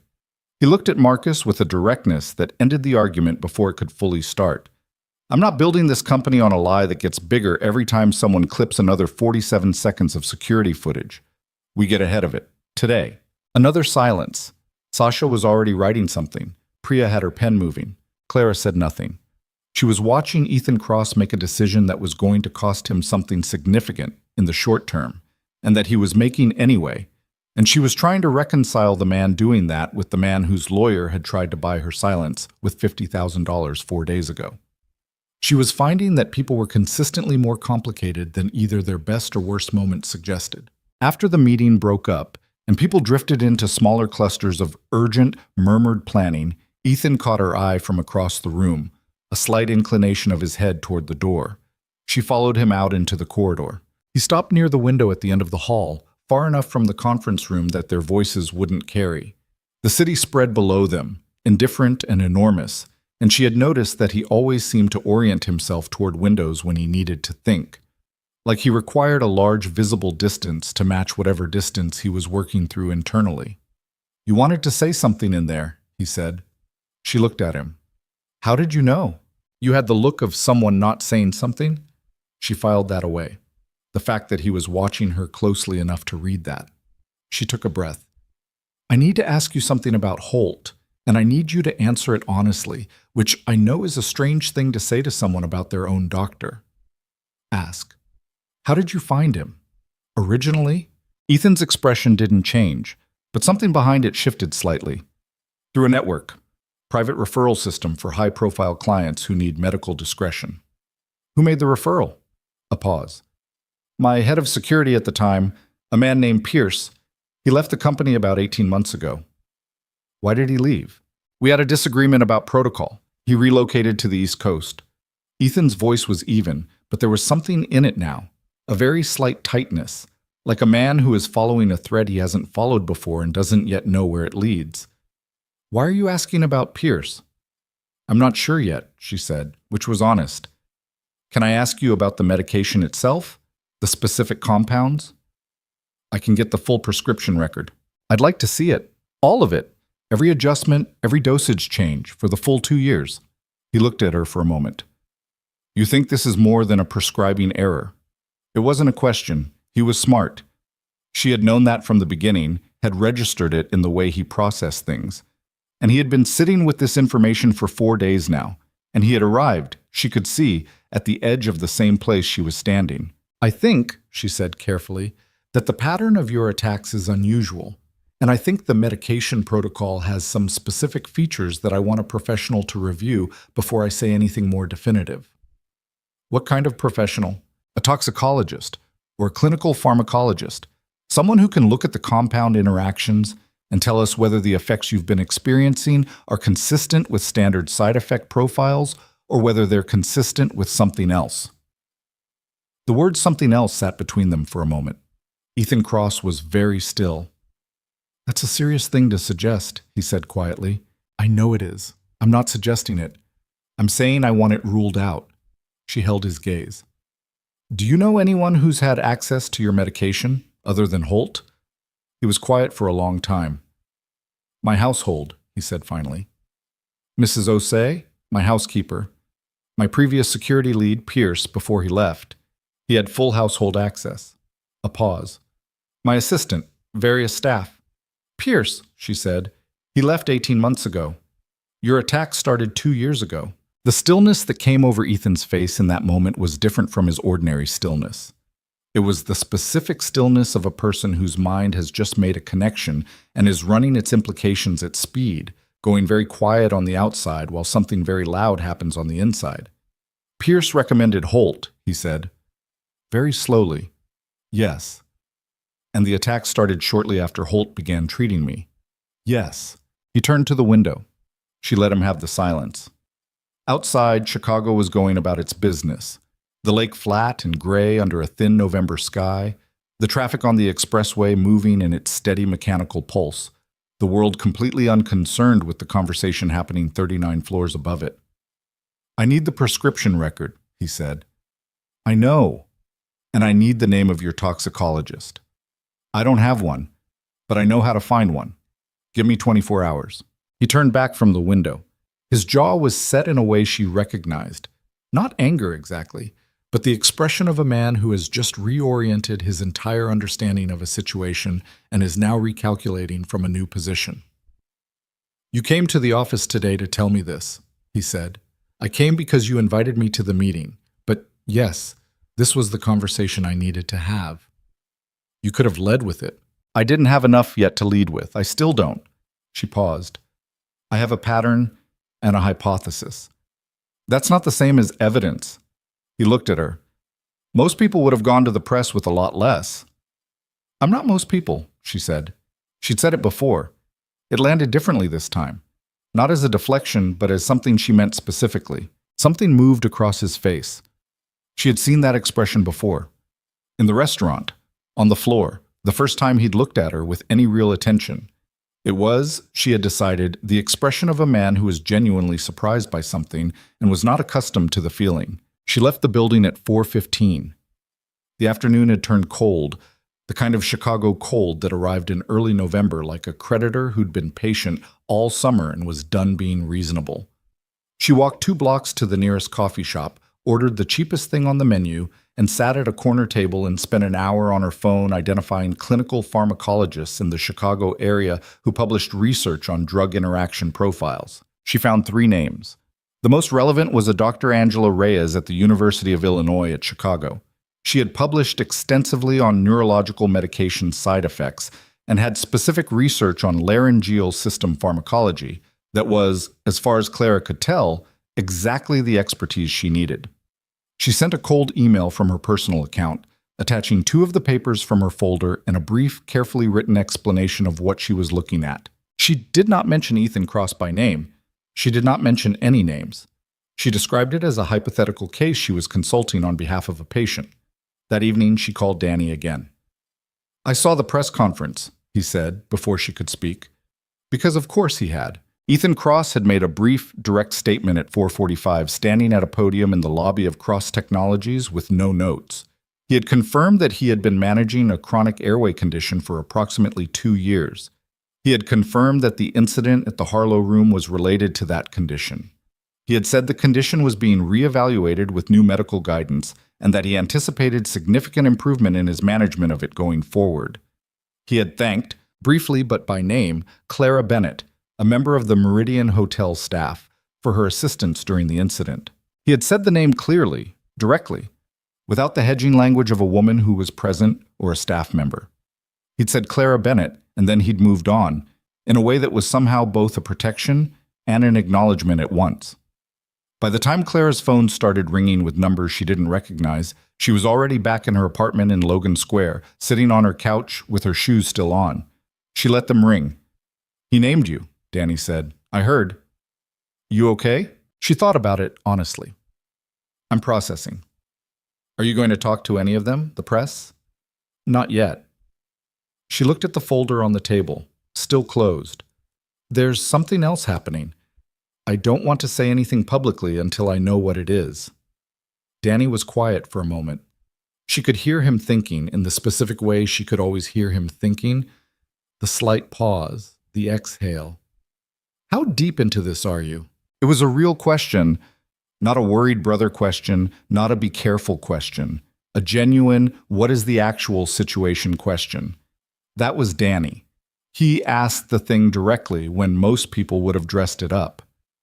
"I don't know yet," she said. "Deeper than I planned." "Do you trust him?" She looked at the window, the city outside. "I trust that he's not pretending to take this seriously." "That's not the same thing." "I know it's not." Another pause. "He named you in front of the whole country." "He did." "That's either something real," Danny said, "or it's the most expensive PR move anyone's ever made." "I'm aware of both options." "Which do you think it is?" She thought about Ethan at the window, the way he'd said she's 8, stripped of everything, the way he told her about Pierce without being asked again, following the thread himself because he decided to follow it. "I think it might be both," she said, "at the same time, and I think he might not even know which." The next morning, Dr. Angela Reyes replied to her email. The reply was 3 paragraphs long, professionally worded, and contained at the end a cell phone number with a note that said, "Call me. This is worth discussing in person." Clara sat at her kitchen table and read the email 3 times. Then she called the number. Dr. Reyes picked up on the second ring. She was in her late 40s, Clara guessed from her voice. Direct, fast-moving, the tone of someone who talked to a lot of people who didn't understand what they were looking at and had developed patience for it without losing precision. "The compounds you described," Reyes said, without much preamble. "Specifically, the combination of the third-line agent with the baseline suppressant. Walk me through the dosage schedule again." Clara walked her through it. Reyes asked 3 clarifying questions. Clara answered them. Silence. "Okay," Reyes said finally. "I need to say something to you clearly. This is preliminary, and it is not a diagnosis, and it is not evidentiary. You understand that?"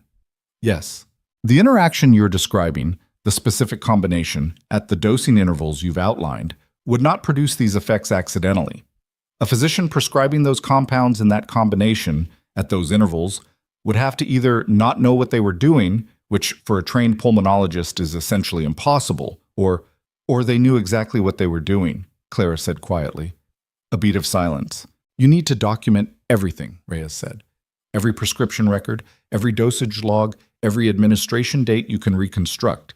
And you need a lawyer before you go any further with this. I know. Does the patient know? Clara looked at her legal pad on the table. The 2 columns, treatment dates, attack dates, the correlation that had kept her awake for 3 nights running. He's starting to understand it, she said. When she met Ethan Cross at Cross Technologies that afternoon and laid the legal pad on the desk between them, she watched his face go through something she had not seen it go through before. Not shock exactly. Ethan Cross did not do shock in any visible way. More like the specific expression of a man receiving confirmation of something he had, on some deep and unexamined level, already begun to believe but had needed to hear from the outside before he could accept it. He looked at the 2 columns for a long time. Holt, he said, we still need a full toxicological analysis of the compounds themselves. Dr. Reyes is willing to consult, but... She stopped. Started again. This isn't a prescription error, Ethan. The dosing intervals are too specific. The compound combination is too specific. He was quiet for a long time. Someone told him to do this, he said. His voice was very level. The kind of level that was its own form of danger. That's possible. Or he did it independently for his own reasons. She paused. Do you know of any reason someone in your professional circle would want to keep you sick? To keep you dependent on treatment? To keep you destabilized? He looked up from the legal pad. His eyes had the sharp, focused quality of a man running through a catalog of his own life and looking at it differently than he had before. The acquisition, he said slowly. She waited. The $6.2 billion deal, there are people who benefit if it doesn't close. If I'm perceived as too unstable to run the company, he stopped. If I collapse at the wrong moment, in front of the wrong people, he looked at the window. It almost worked. Brenner, she said, the German investor from the dinner, the one who had been sitting to his left. He looked at her sharply. Why Brenner? I don't know that it's Brenner. I don't know anything for certain. But he was the person closest to you when the attack started. And he was very composed for someone who had just watched the CEO of a company he's investing $6 billion in collapse on the floor. She paused. Most people were at least visibly shaken. He wasn't. Ethan Cross looked at her. You noticed all of that, he said. It wasn't quite a question. I notice things, she said. It's what I do. Another silence. The city outside. The lake. The 39 floors between them and the ground, and everything waiting on the ground. I need to call my attorney, he said. Not Vaughn. He said it in a way that made clear he did not mean Vaughn. Yes. And I need the prescription records pulled today. Everything Holt prescribed, every adjustment, every refill. I can help you organize them. He looked at her across the desk. There was something in his expression that she was becoming familiar with. In the way you become familiar with the specific light quality of a place you keep returning to. That particular combination of assessment and something warmer, something that neither of them had named and that she was not yet ready to examine directly. Why are you doing this? He said. She had been waiting for the question. She had been rehearsing the answer, trying to find the version that was true without being more than she was ready to say. Because you have a daughter, she said, which was the same thing she had said before, which was true. But it was not the only true thing. He held her gaze for a moment, and she thought he knew that. She thought he was precise enough, and attentive enough, and honest enough, when it cost him something, to know that it was not the only true thing. But he didn't push. Instead, he reached across the desk and picked up the legal pad and looked at it again, and something about the set of his shoulders changed. Not softer, not warmer, but differently arranged. Like a man who has been holding a weight in the wrong position for a long time and has just found a slightly better way to carry it. She stayed for 3 more hours that afternoon. They went through the prescription records together. David produced them within 45 minutes, which spoke to either excellent filing or the specific efficiency of an assistant who had learned that his employer's requests were not casual. Clara cross-referenced them against the timeline on the legal pad. Reyes called back at 5 with 2 preliminary findings that Clara transcribed carefully in her own handwriting, in the second column, next to dates and doses. Outside, the city went dark in its efficient way. The lights of the skyline came up. The lake disappeared into the night. At 6:15, Ethan looked up from the documents and said, "Have you eaten?" She looked up. "What?" "Today. Have you eaten today?" She thought about it. "Coffee, this morning." He was already picking up his phone. "I'll have David order something." You've been here for 3 hours and you're running on coffee, and you found out someone has potentially been trying to kill me, and I think under those circumstances, ordering dinner is a reasonable—" He stopped. There was a very slight tension around his mouth that was his version of embarrassed. She was starting to understand. "I just think you should eat," he said, more simply. She looked at him. He looked back. "Okay," she said. David ordered Thai food, which arrived 20 minutes later, and which they ate at the conference table with the prescription record spread between them like a map of a territory neither of them had known they were navigating until now. They did not talk about anything significant while they ate. He asked her once how Danny was doing, and she told him, "Better. The positioning pillow was helping. The pre-consultation with Ewan's office was scheduled for next week." He nodded. She asked him how Mia handled the day's press conference, and he said she had watched it at Mrs. O'Sea's apartment and texted him afterward. "You look nervous. Were you nervous?" And he had texted back, "A little." And she had sent back, "Good. That means it was real." Clara laughed at that. Not a polite laugh, a real one, short and genuine, the kind that surprised her on the way out. She watched him register it, watched something shift in his face at the sound of it, something that was there and then gone, quickly enough that she almost missed it. Almost. She left at 7:30. He walked her to the elevator, which she suspected was not something he did often. They stood in the corridor for a moment before the doors opened. "Tomorrow," he said. "I'm meeting with the legal team. The real one. Not Vaughn. I want you there." "I'm not a lawyer." "You found this," he said simply. "I want you there." The elevator opened. "Okay," she said, for the second time that evening. She rode down alone. The lobby was nearly empty at this hour. The security desk staffed by the overnight rotation, the enormous space quiet and lit with its expensive understated light. She pushed through the glass doors and out into the Chicago night, cold and clear and smelling like the lake. She walked to the train station 2 blocks away. She bought her fare and waited on the platform and watched the lights of the train approaching through the dark tunnel. And she thought about what Dr. Reyes had said on the phone that morning. The interaction you're describing would not produce these effects accidentally. She thought about Holt and Pierce and the acquisition, and Brenner sitting composed while a man turned blue on the floor. She thought about a pattern written in 2 columns on a legal pad.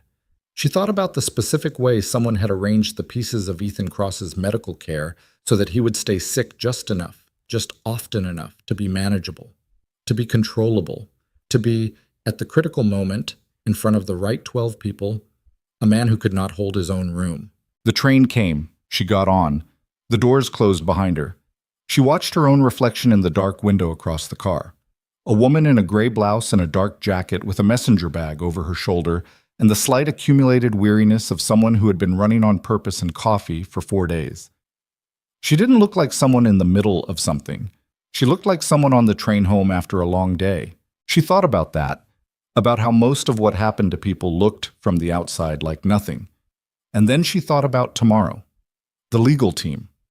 The toxicology results that Reyes was beginning to formalize. The moment, coming, she could feel it coming the way you feel weather before you can see it, when what she knew would need to be said out loud in a room full of people who had the power to do something about it. She was ready. She was also, if she was honest, scared. Both of those things were true at the same time, and she had long since learned that the two existing simultaneously was not a contradiction. It was just how real things felt.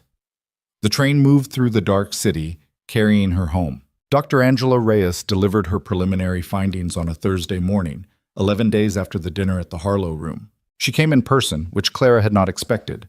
She had anticipated an email, maybe a call, a careful, professionally hedged document that she could take to the lawyers and let them argue about. Instead, Reyes showed up at Cross Technologies at 9 in the morning, carrying a leather satchel and the expression of a woman who had spent a week looking at something that made her angry and had decided that anger was worth communicating in person. She was compact and dark-haired, mid-40s, with reading glasses pushed up on her head, and the specific no-nonsense quality of academics who had spent enough years in clinical settings to stop performing patients they didn't feel. She shook Clara's hand in the lobby with a grip that meant business, shook Ethan's hand the same way, and then sat down in the conference room and opened her satchel and put a 32-page document on the table. "I'm going to be direct," she said, to the room generally, which also contained Priya Anand, a senior litigation attorney named James Kowalski, who Ethan had brought in specifically for this, and Marcus Webb, who was there because someone needed to manage whatever came out of this meeting, and Marcus had, at this point, the institutional stamina of a person who had already survived the worst week of his professional life and had simply kept going. "The compound combination prescribed by Dr. Raymond Holt," Reyes continued, "is not a recognized treatment protocol for laryngeal hyperreactivity disorder, not in any clinical literature, not in any standard of care guideline." She flipped to the second page of her document. "The primary agent, which Holt described to the patient as an anti-inflammatory, has documented properties as a laryngeal tissue sensitizer when administered at the intervals recorded in the prescription log. What that means in plain language is that this medication, at this dosage, given this frequently, would progressively increase the severity and frequency of laryngeal spasm events over time, not decrease them. Increase them." The room was very quiet. Kowalski said, "Is it possible this was a prescribing error, a misreading of the literature?" Reyes looked at him with the expression of a woman who had anticipated this question and found it insufficient. "The compound interaction I'm describing is not obscure. It's not buried in a footnote. Any pulmonologist practicing at Holt's level would encounter this literature in their basic training." She paused. "What Holt prescribed is not what a confused doctor prescribes. It's what a doctor prescribes when they want a specific outcome." Ethan was sitting at the head of the table. He had been still since Reyes started speaking. The specific, contained stillness she had come to understand was how he processed things that hit him hard. He had his hands flat on the table. His face was neutral in the deliberate way that meant it was costing him something to keep it that way. "What outcome?" he said. It wasn't a question. "Ongoing dependency," Reyes said. "Chronic, escalating episodes. A patient who is never well enough to function without treatment, but never sick enough to seek a second opinion." She paused. "A patient who is, at any given moment, approximately one missed dose, or one deliberate double dose, away from a severe, potentially fatal episode." The silence that followed that sentence was the kind that changes the temperature of a room. Clara had known this was coming. She had spent 11 days building toward this moment, reading Reyes's preliminary notes, reconstructing the timeline, cross-referencing the research. She had known, intellectually, what the findings were going to say, but hearing it stated that plainly, a patient who is approximately one missed dose away from a potentially fatal episode, landed differently than knowing it. It had weight. It had the specific gravity of something that had already happened and could have ended badly and by pure accident of circumstance did not. She looked at Ethan. He was looking at the document on the table. His jaw was tight. Something was moving behind his eyes that she recognized, distantly, as the expression of a person doing a very fast and very painful recalculation, going back through 2 years of his own life and looking at every attack, every bad night, every morning he'd woken up counting his breaths and understanding it differently. "Pierce recommended Holt," he said, mostly to himself. The same words he'd said to her at the window 11 days ago, but this time with a weight that hadn't been there before. "We need to establish the chain," Kowalski said. He had a yellow legal pad and had been writing since Reyes sat down, in the fast, abbreviated script of a man thinking faster than his hand. "Holt to Pierce, Pierce to whoever directed this. That's where liability—" "I know where the liability is," Ethan said quietly. "I'm thinking about something else right now." Kowalski stopped writing. Ethan looked up from the document. He looked at Reyes first. "Thank you for doing this quickly." Reyes nodded once. I have colleagues who should review this independently. 2 other pharmacologists I trust. I'd recommend letting me bring them in before any legal action. Do it. She looked at Clara next, briefly, with an expression that communicated something that didn't need words. The particular acknowledgement one professional extends to another when the amateur turned out to be right and the professionals turned out to be slow. Then she looked back at Ethan. Stop all medication from Holt's protocol immediately. You've already stopped most of it? 10 days ago. And your episode since? He paused. 1, minor, 4 days ago. Reyes nodded slowly. That's consistent with the withdrawal and recalibration timeline. It should continue to improve. She closed her satchel. Your underlying condition is real. I want to be clear about that. The laryngeal hyperreactivity exists independently of the medication manipulation, but it is significantly more manageable than what you've been experiencing. You've been fighting 2 problems simultaneously while only knowing about one. Ethan absorbed this.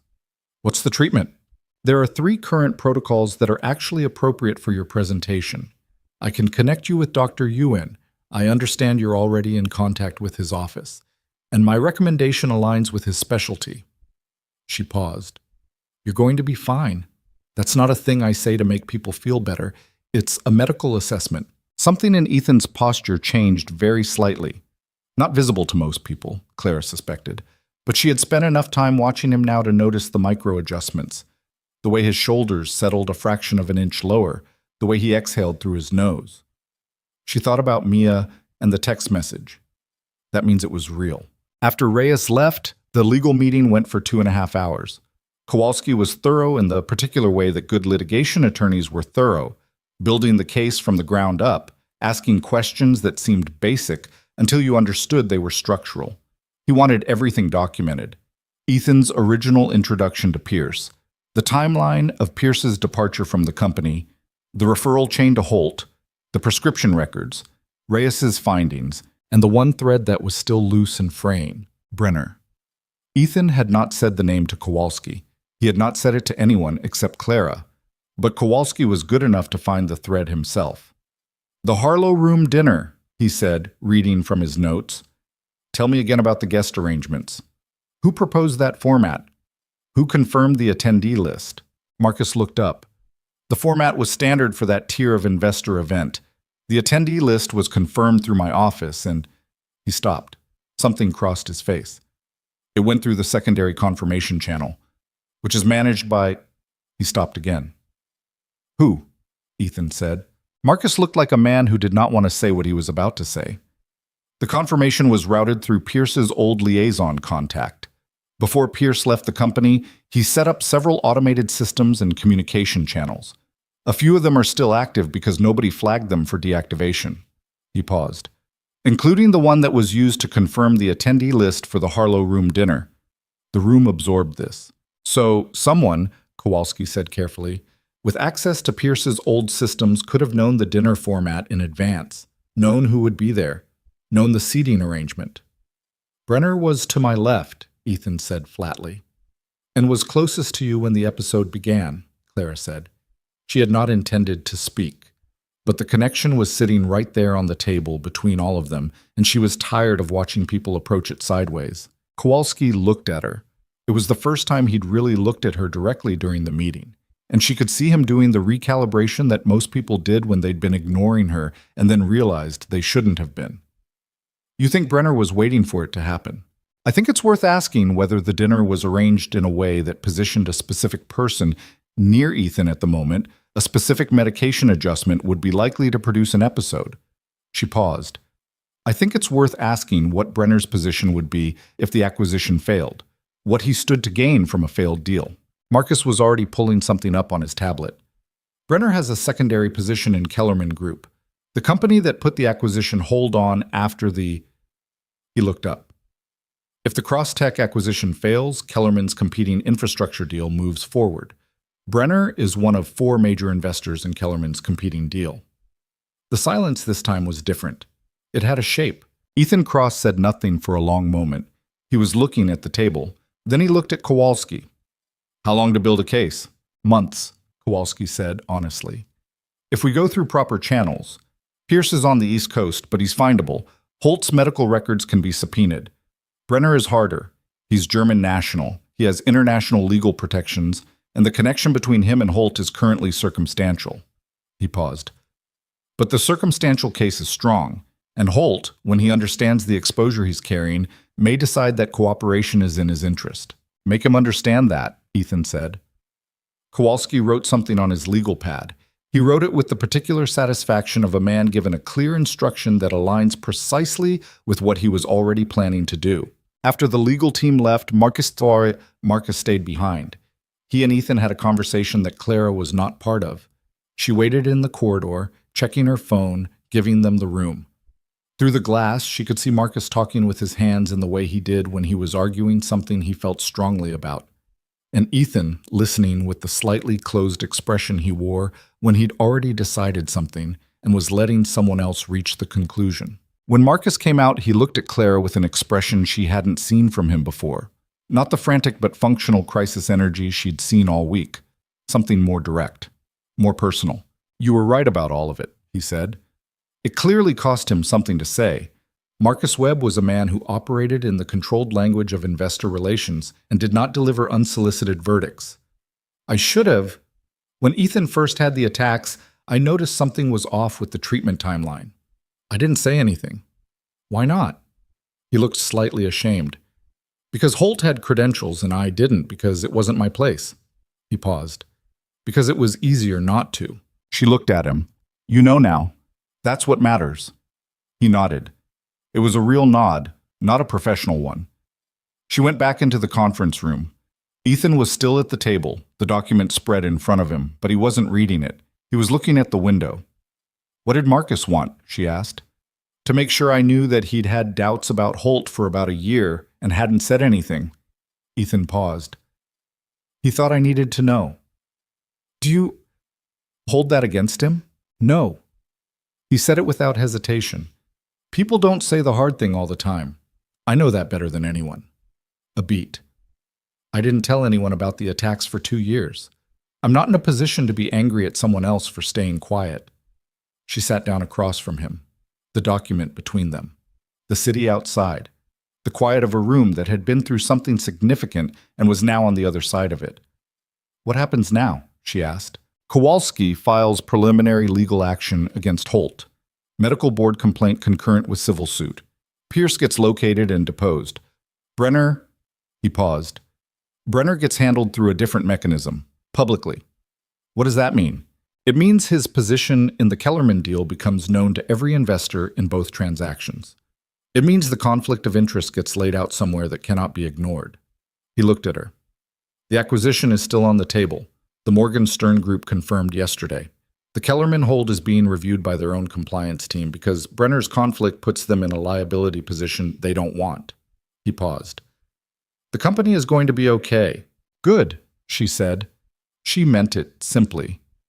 He looked at her. Something had been building in his expression for the last hour. Not the calculating assessment of the early days, not the cautious, grateful look from the conference room, but something more unguarded than either of those. Something that made her slightly uncomfortable in a way she couldn't easily categorize. "There's something I want to do," he said, "and I want to do it properly, which means I need to ask you first." She waited. "The board meeting is next Tuesday. The full board, 31 members, most of the executive team, the legal and communications leads. I'm going to make a full statement about everything, the medical situation, the investigation into Holt, the acquisition status." He paused. "I want you there." She blinked. "In what capacity?" "As the person who found this." He said it simply. "You spent 11 days building a case from a legal pad and a cold email to a pharmacologist you'd never met. That deserves to be acknowledged in the room where it matters." "Ethan." She stopped. It was the first time she'd used his first name without the slight formality of distance, and she noticed it, and she thought he noticed it too. "I don't need to be in a boardroom."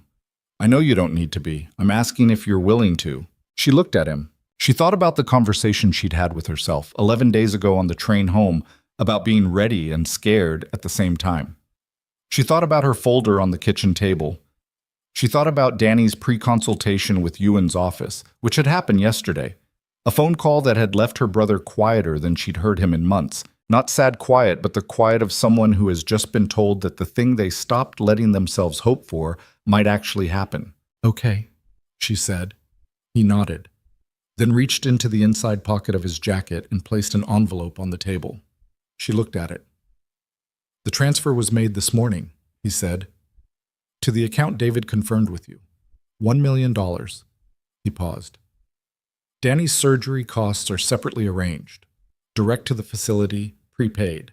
The consultation with Ewan is confirmed for next Thursday." She looked at the envelope. She knew it was probably a confirmation letter or a transaction summary. Nothing she needed to open right now, nothing dramatic. Just paper representing something that had already happened in a bank somewhere, numbers moving from one place to another in the way that money moved, invisibly and irrevocably. She had told herself, in the early days of all this, that she would feel relief when this moment came. Clean, simple relief. The number on the folder on the kitchen table going away, Danny's surgery becoming possible and then certain. What she actually felt was more complicated than that. Relief was in there, yes, but it was layered over with everything else the last 11 days had been. The exhaustion and the fear and the specific disorienting experience of having her life change shape faster than she could process the change. The folder would come off the kitchen table. The weight that had been living in her chest for 8 months would start to lift. Danny would be okay. All of that was true and real. And somehow it coexisted with the strange, vertiginous feeling of standing at the end of something and the beginning of something else simultaneously, without a clear view of either. "Thank you," she said. The words were small for what they carried. "Don't thank me," he said. "I made a promise. And then you gave me about 11 reasons to keep it." She looked at him across the table, the document, the envelope, the window, and the city beyond it. "Can I ask you something?" she said. "Yes." "When you were on the floor, that night." She paused. "Before I got to you, what were you thinking about?" He was quiet for a moment. She thought he might deflect. He was very good at deflecting when questions got close to something real, but he didn't. "Mia," he said, "I was thinking that she was at Mrs. Osei's apartment eating jollof rice, and she didn't know anything was wrong, and I needed to make sure it stayed that way." He paused. "That's all I was thinking. Just stay conscious long enough that she doesn't have to find out this way." Clara looked at him. She felt the thing she'd been feeling around the edges of for 11 days.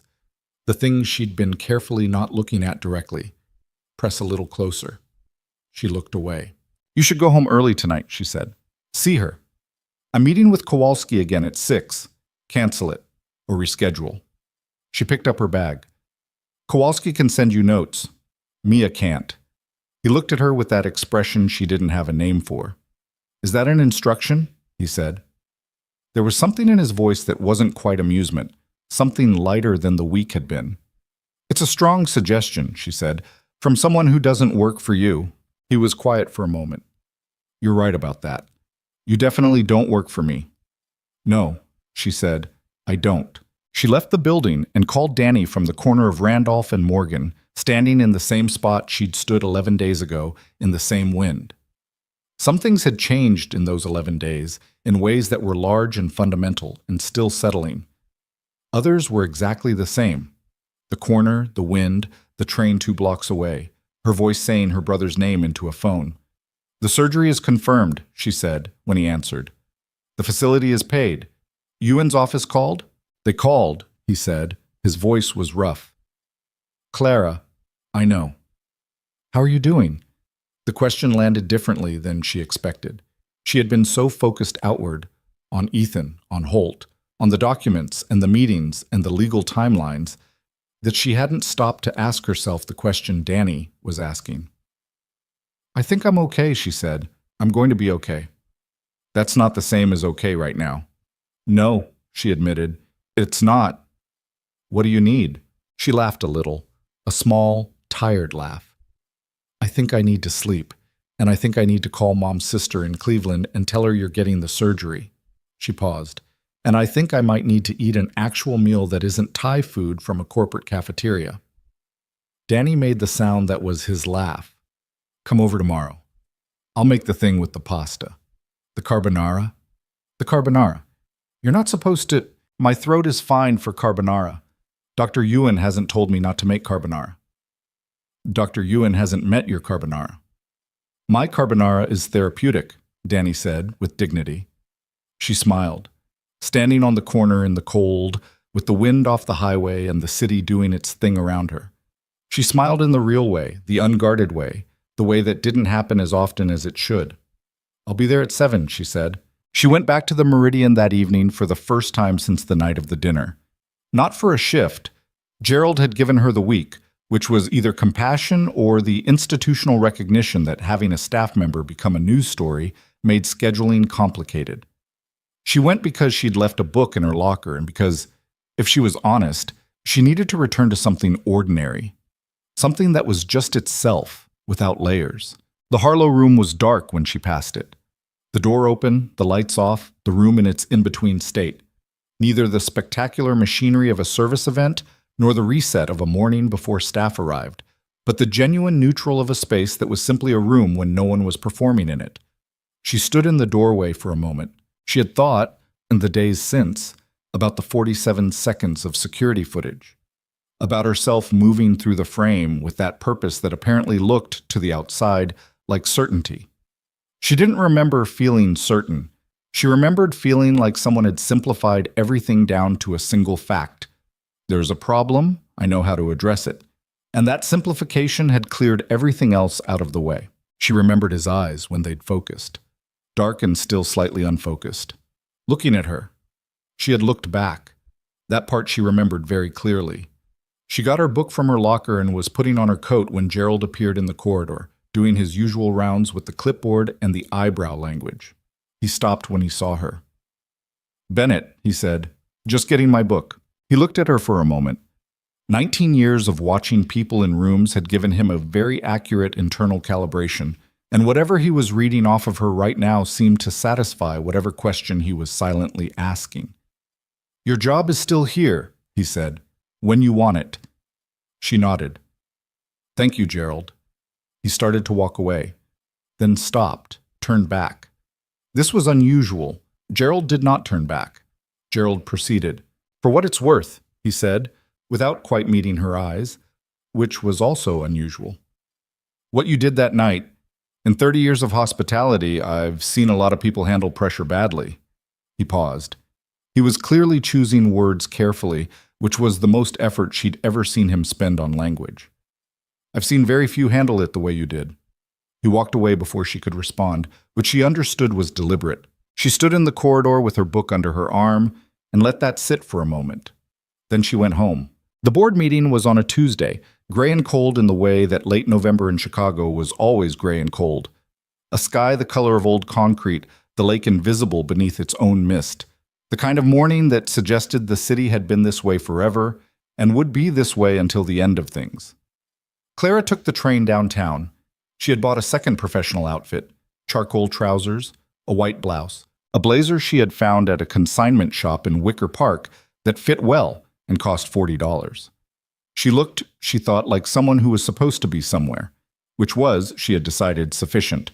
David met her in the lobby. He had, over the past 2 weeks, gradually dropped the slightly dazed quality of their first interactions and arrived at something more functional. A working relationship that operated on mutual efficiency and the shared understanding that they were both, in different ways, trying to make sure the same person didn't fall apart. "He's already in there," David said, walking her to the elevator. They started the preliminary items at 8. "He'll do the main statement at 9. "How is he?" David considered this with unusual honesty. "He slept last night, which is the first time in a while." He paused. "He took your advice about going home early. He had dinner with his daughter." Something warm moved through Clara's chest. "Good. She made him watch a documentary about deep-sea creatures," David added. "He texted me about it at 10:30. Apparently there's a fish called a barrel eye that has a transparent head." "There is," Clara said. David glanced at her sideways. "You knew that?" "Danny used to make me watch ocean documentaries when he was in the hospital. Said they made everything else seem smaller." David was quiet for a moment. "Smart kid." "Yeah," she said. "He is." The boardroom was on the 40th floor, and it was, like everything in this building, designed to be functional while also communicating that everything happening here was significant. 31 board members. The executive team, Priya and Kowalski, and 2 other legal staff.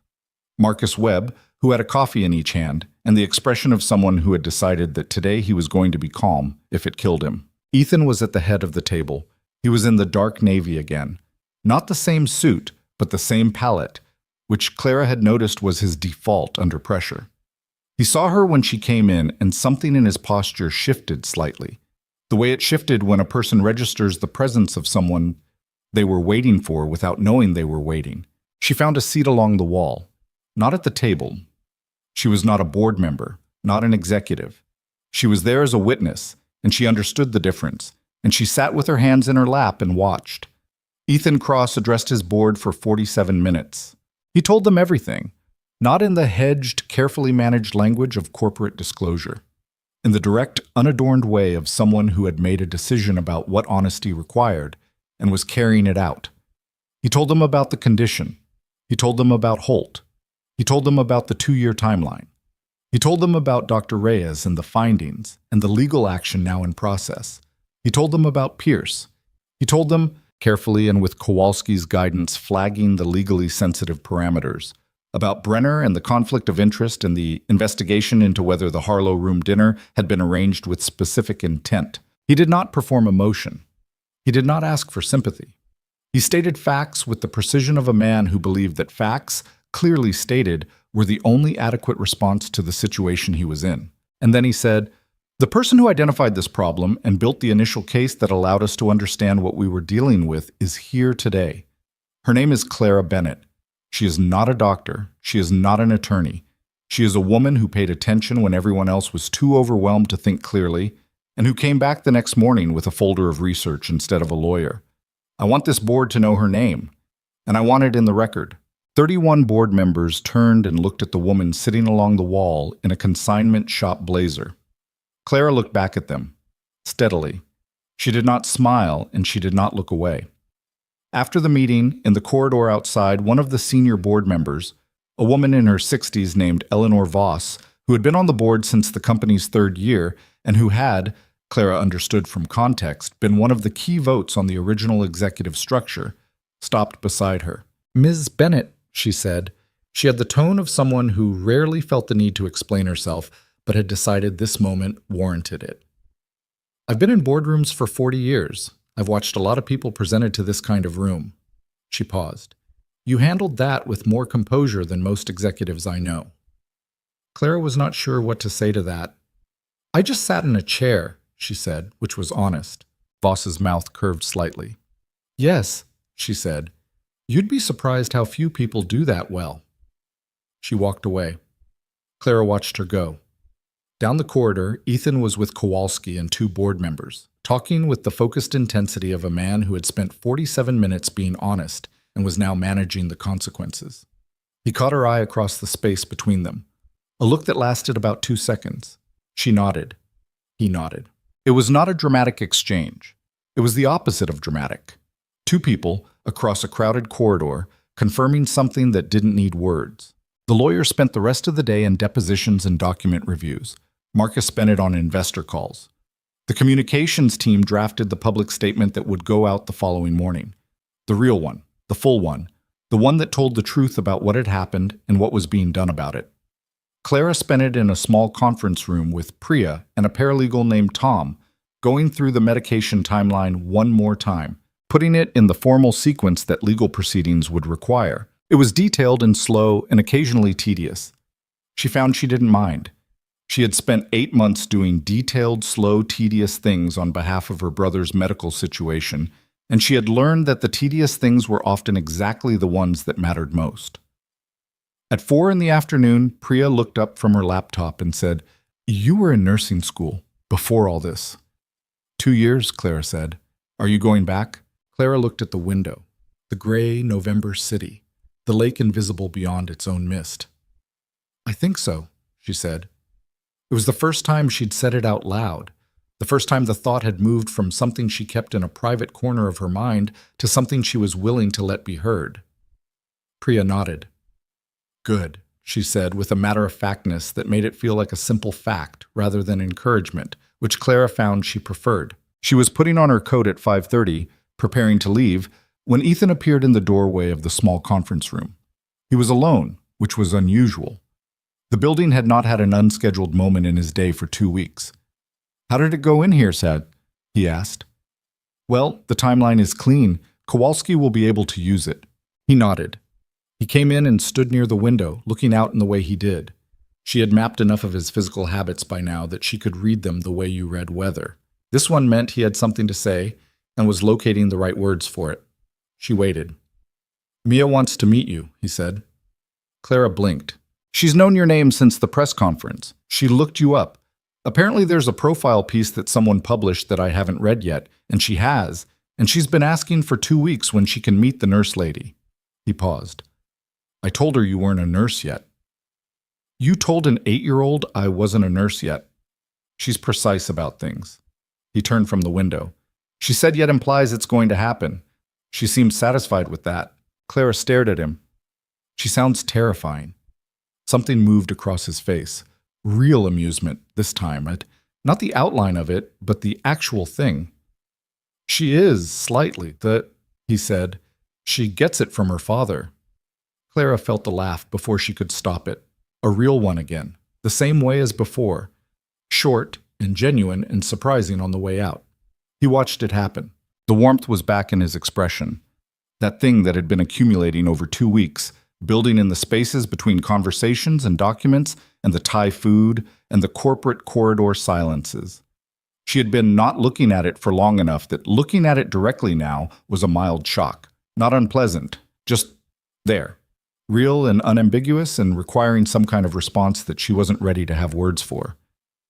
"I don't need to," she started. "I know you don't need to," he said. Familiar words. "I'm asking if you're willing." She looked at him for a moment. This man who was not warm in any of the easy ways, but who said please when he caught himself issuing orders, and who went home to eat dinner with his daughter when someone told him to, and who put her name on the record in front of 31 people because he believed it belonged there. "Tell her I like deep-sea documentaries," Clara said. He looked at her. "Why?" "David told me about the barrel-eye fish. Tell her I already know about those. She'll appreciate that I came prepared." The expression on his face in that moment, she thought about it later on the train home, in the particular private space of her own head where she let herself be honest about things she wasn't ready to be honest about in rooms. She thought about the specific quality of it, the way it moved, the way it settled. She didn't have a word for it yet. She thought she might, eventually. The train moved through the dark tunnel under the city. Outside, Chicago was entering its real winter, the kind that wasn't a prologue to something else but was fully itself. Cold and gray and completely alive. The kind of city that demanded you show up, that took what you couldn't handle and handed it back to you until you could. Clara Bennett sat on the train going home and felt, in her chest, the particular feeling of a life reorganizing itself around new facts. Her brother was getting his surgery in 3 weeks. She was going back to nursing school in January. And somewhere on the 40th floor of a glass tower in the West Loop, a man who had spent 2 years being quietly destroyed by the one person paid to help him was, for the first time, breathing without counting. She closed her eyes for 2 stops. Let the city carry her. That was enough for tonight. Danny's surgery was on a Wednesday morning in mid-December, when Chicago had finally committed to winter in the way it committed to things. Fully, without apology, the temperature sitting at 11 degrees and the wind off the lake making it feel like something considerably worse. Clara had been awake since 4. She hadn't set an alarm. Her body had simply decided that sleep was finished, the way it always did before something significant. Not anxiously, just with the particular alertness of a person whose nervous system had decided that this day required full presence from the beginning. She lay in the dark for a while, listening to the wind against the windows, and then she got up and made coffee and sat at the kitchen table. The folder was gone. She had taken it off the table 3 weeks ago, the morning after the board meeting, and filed it in the drawer where it belonged now that it was history rather than present tense. The table was just a table. She hadn't fully realized until it was gone how much space the folder had occupied, not physically, but in the way that things you can't fix occupy the inside of your head. the particular background hum of an unsolvable problem, running constantly beneath everything else. The table without this folder was very quiet. She drank her coffee and thought about Danny, asleep right now 3 miles away in his apartment on Fullerton, with the surgery intake papers on his own kitchen table and the preoperative diet he'd been complaining about for 2 weeks, and the specific, complicated bravery of a person who had spent 8 months being told that the thing he needed wasn't available and was now 24 hours from receiving it. She thought about the first time Danny had an episode. He was 11. She was 15. Their mother was still alive but already sick in the way that announced itself slowly. The tiredness, the weight loss, the appointments she went to alone and came home from without discussing. Clara had been in the kitchen doing homework when she heard the sound from the living room. Not a scream, not a gasp, just a silence that was wrong in a way she felt before she understood it. She had run in and found her brother on the couch with his hands at his throat and his face going pale, and she had not known what to do. She had absolutely not known what to do, and that helplessness had carved something permanent into her. She had spent the 15 years since filling that carving in, learning, preparing, building the knowledge base that turned helplessness into action, one paper and one hospital visit and one late-night conversation with a specialist at a time. She had never framed it to herself as strength. It was just the alternative to the thing she couldn't be. Her phone lit up at 5:15. A text from Ethan. "How are you doing?" Not a question mark. He had, she'd noticed, a habit of sending statements where other people sent questions, as if he wasn't sure he had the right to ask, but wanted to make the space available anyway. She looked at the text for a moment. "Awake," she typed back. "Couldn't sleep." His response came in less than a minute. "Same." Mia woke up at 3 asking about Danny's surgery. She wanted to know the specific procedure name so she could look it up. Clara felt the warmth in her chest that she'd stopped trying to contain approximately 2 weeks ago. "What did you tell her?" "I told her it was called a laryngeal reconstruction procedure. She went back to sleep and I assume she's currently dreaming about medical textbooks." "She looked up barrel-eye fish before I even got there," Clara typed. She had 3 facts ready. "She had 7, Ethan corrected. "She held back 4 to see if you'd be impressed by the first 3. Clara laughed. Alone in her kitchen at 5:15 in the morning, coffee going cold in her hands, she laughed the real laugh, the short, unguarded one, at a text message. She was aware of what that meant. She had been aware of it for a while. "Tell her Danny says thank you for the card," she typed, because Mia had sent Danny a card 2 weeks ago, a handmade one, which David had delivered on her behalf, with a drawing of a human throat anatomy diagram that was either impressive or alarming, depending on how you felt about 8-year-olds with detailed medical knowledge, and the words, "You're going to be fine." That's a fact, not a feeling, written in careful block letters. Danny had put it on his refrigerator. "She'll want a full report," Ethan replied. "She has follow-up questions. Tell her I'll give her one." She put the phone down and finished her coffee and got ready to go be with her brother. The surgery took 6 hours and 14 minutes. Clara knew the exact time because she was watching the clock on the wall of the surgical waiting room at Northwestern Memorial with the specific, involuntary attention of a person who cannot read or focus on anything else. She had brought a book. She had opened it twice and read the same paragraph both times without retaining a single word. The waiting room had a television mounted in the corner showing a morning news program on mute, the closed captions running slightly behind the anchors' mouths. There was a man across from her who was asleep sitting upright, which Clara envied deeply. There was a woman 2 seats down who was knitting something red with the focused efficiency of someone who had learned through practice to redirect anxiety into production. Clara sat with her hands in her lap and waited. At 4 hours and 20 minutes, her phone buzzed with a text from Ethan. No words, just a photo. Mia, apparently at school based on the background, holding a handwritten sign that said, "Danny's got this," in large red letters with what appeared to be a small, scientifically accurate drawing of a larynx in the corner. Clara stared at the photo for a long time. Then she pressed the phone against her sternum and looked at the ceiling and breathed very carefully in the way you do when you are in a public space, and crying is not something you are willing to do publicly. The surgeon, Dr. Ewan himself, came out at 6 hours and 14 minutes. He was compact and unhurried, with the specific quality of stillness that belonged to people who spent their days doing extremely precise things with their hands and had learned to turn the rest of the world down very low. Miss Bennett, he said. She stood up so fast she knocked her book off the chair.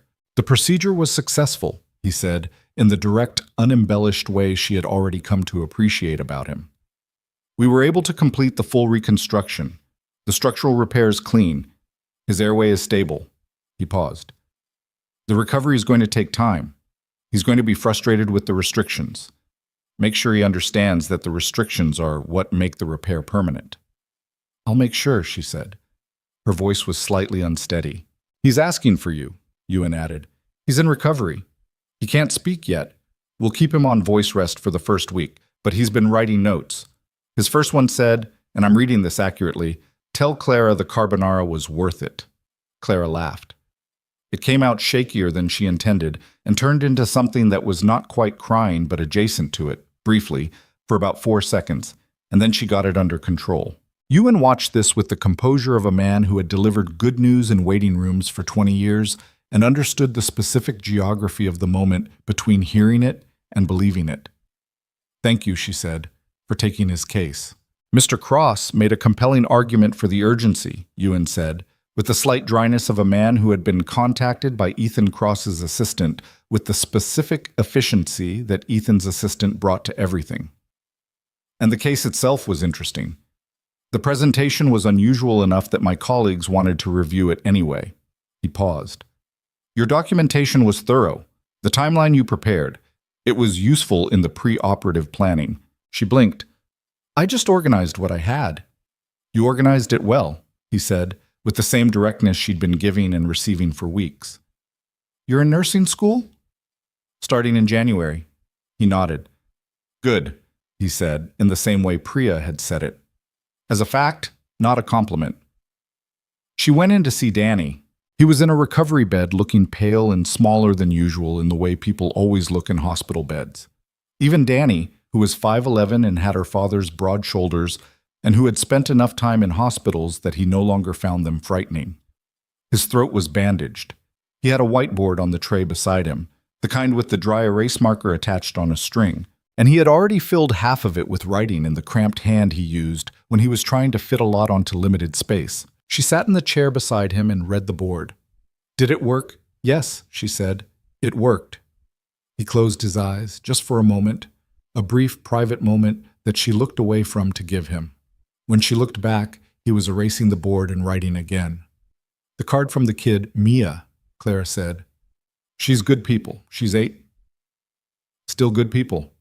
Clara smiled. "She has follow-up questions about your procedure." He wrote, "Tell her I'll do a full debrief when I can talk. She'll hold you to that." He looked at her. His dark eyes, her father's eyes, the one thing they'd both gotten from a man who hadn't given them much else, were tired and post-anesthesia slow, but there was something in them that was lighter than she'd seen in a long time. The specific lightness of a weight lifted. He wrote slowly, "Clara." She waited.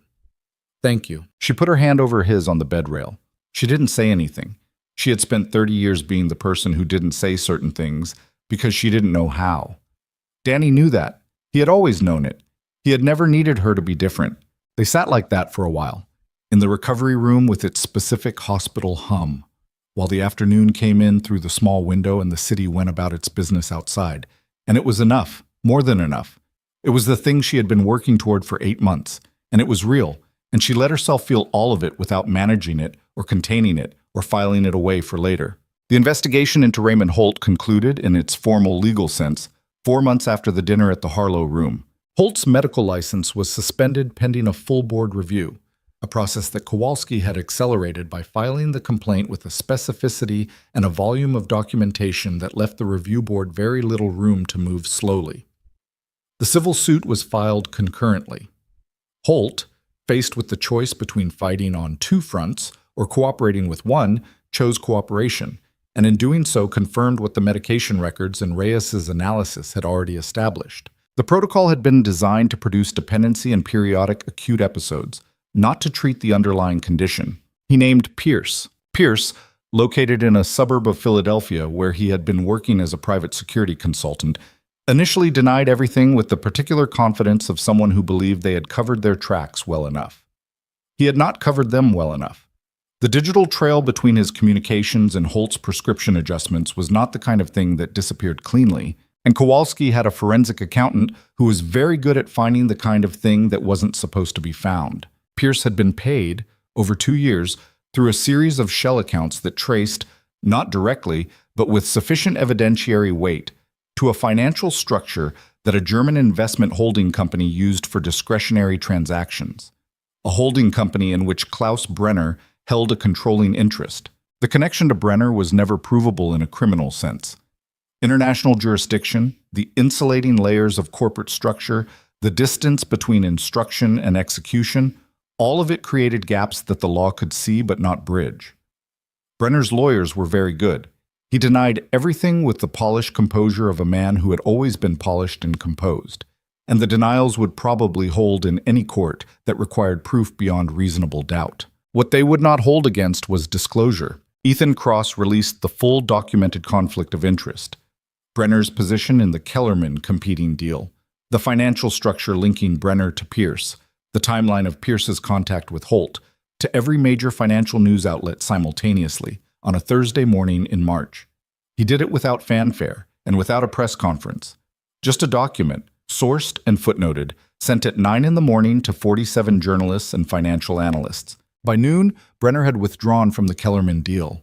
By 3, 2 of his European investment partners had issued statements distancing themselves from his activities. By the following Monday, he had resigned from 3 boards and issued a statement through his lawyers that was, in the specific language of legal non-admission, essentially an admission. He was never charged with anything. Ethan had known this would probably be the outcome. He had told Clara, on the afternoon before the release, that he understood the limits of what the law could do. "Then why are you doing it?" she'd asked. They were in his office, the late March light different from the November gray she'd first known in these rooms. Warmer, longer, the lake visible again through the window. "Because the financial community runs on reputation," he said, "and because every investor and partner he has will spend the next 5 years wondering. That's its own consequence." He paused. "It's not justice, but it's something." She had thought about that for a while, about the gap between justice and something, and whether something was ever enough. And the answer she kept arriving at was, sometimes it had to be, and making peace with that was its own kind of work. "It's enough," she had said. He had looked at her. "You really believe that?" "I believe that burning your life down waiting for perfect justice is its own kind of loss," she said. "You got the company back, Danny got the surgery, Holt lost his license, Pierce is going to prison." She met his eyes. "Sometimes the pieces land where they land and you decide if what you have is enough to build on." He was quiet for a moment. "When did you get this pragmatic?" he said. "I've always been this pragmatic," she said.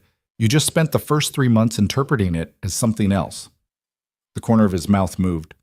"What did I interpret it as?" "Composure," she said. "People see a calm woman and they think composure. Usually it's just someone who decided a long time ago that panic was not a useful tool." He looked at her with the expression she had a name for now. She had given it a name sometime in January, quietly, to herself.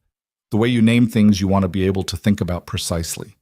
It was the expression of a man who was paying full attention, not to a problem, not to a situation, but to a specific person. The undivided kind. The kind that was, in her experience, genuinely rare. She had stopped looking away from it approximately 6 weeks ago. The acquisition closed on a Friday in April. $6.2 billion. Announced in a press release that Cross Technologies' communications team had spent 3 weeks drafting and Ethan had substantially simplified in the final hour, cutting it down to the facts and removing what he called the congratulatory language that makes it sound like we're surprised we succeeded. Marcus Webb had looked at the simplified version with the expression of a man whose professional instincts were at war with his personal feelings, and his personal feelings were winning. "This is very spare," he said. "It's accurate," Ethan said. "Ethan, this is a $6 billion deal. People expect—" "I don't care what people expect. Send it." Marcus sent it.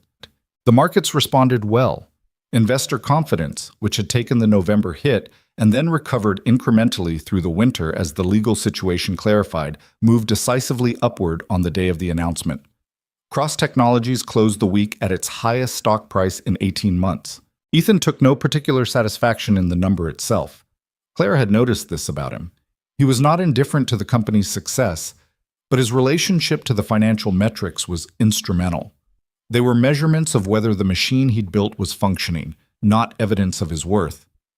She found this, on reflection, healthier than she'd expected from a man who'd spent 8 years building a billion-dollar company. He was getting better. Not dramatically, not in the way movies suggested healing happened, sudden and visible and conclusive. In the actual way, gradually, with setbacks, with the occasional morning where the old tightness came back and reminded him that the condition was managed rather than cured.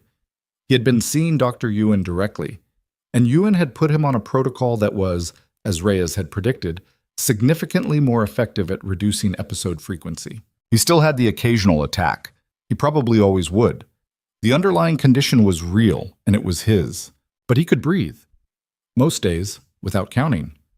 He had told Clara this in February, after a follow-up appointment with Ewan, sitting in his car in the hospital parking structure because he'd texted her about the appointment, and she'd asked how it went, and somehow they'd ended up on the phone for 40 minutes. He had said, "I drove here this morning and realized I didn't think about it once. The whole drive, I just drove." She had understood exactly what that meant. Clara started nursing school on January 14th. The program was a 12-month accelerated track for students with prior academic credit, designed for people who had started and stopped and had the documented foundation to move efficiently toward completion. She had applied in December during the week of Danny's surgery, filling out the application at her kitchen table on a night when Ethan had texted her a photo of Mia's anatomy card, and she had felt, perhaps for the first time in years, that the future was a place she was moving toward rather than away from. She had been accepted in 3 weeks. The first day of class, she sat in the third row of a lecture hall on the UIC campus with a new notebook and the specific quality of nervous energy that came not from doubt, but from the feeling of beginning something that mattered. The professor was a clinical educator named Dr. Sandra Park, who opened the first class with, "Half of you will wonder in week 3 why you came back. The half of you who stay anyway are the ones this field actually needs." Clara had written that down. She was managing nursing school and a reduced schedule at the Meridian simultaneously, which was the kind of balance that was sustainable if you were organized and brutal about sleep and had learned, through necessity, to compartmentalize with precision. Gerald had given her Monday, Wednesday evening shifts and kept her off the Harlow room rotation. Not out of delicacy, but because the Harlow room generated the occasional journalist who had not yet found a better story to pursue. And Gerald was a practical man. She had discovered, good at nursing school in the way she had always suspected she would be, but had not allowed herself to believe.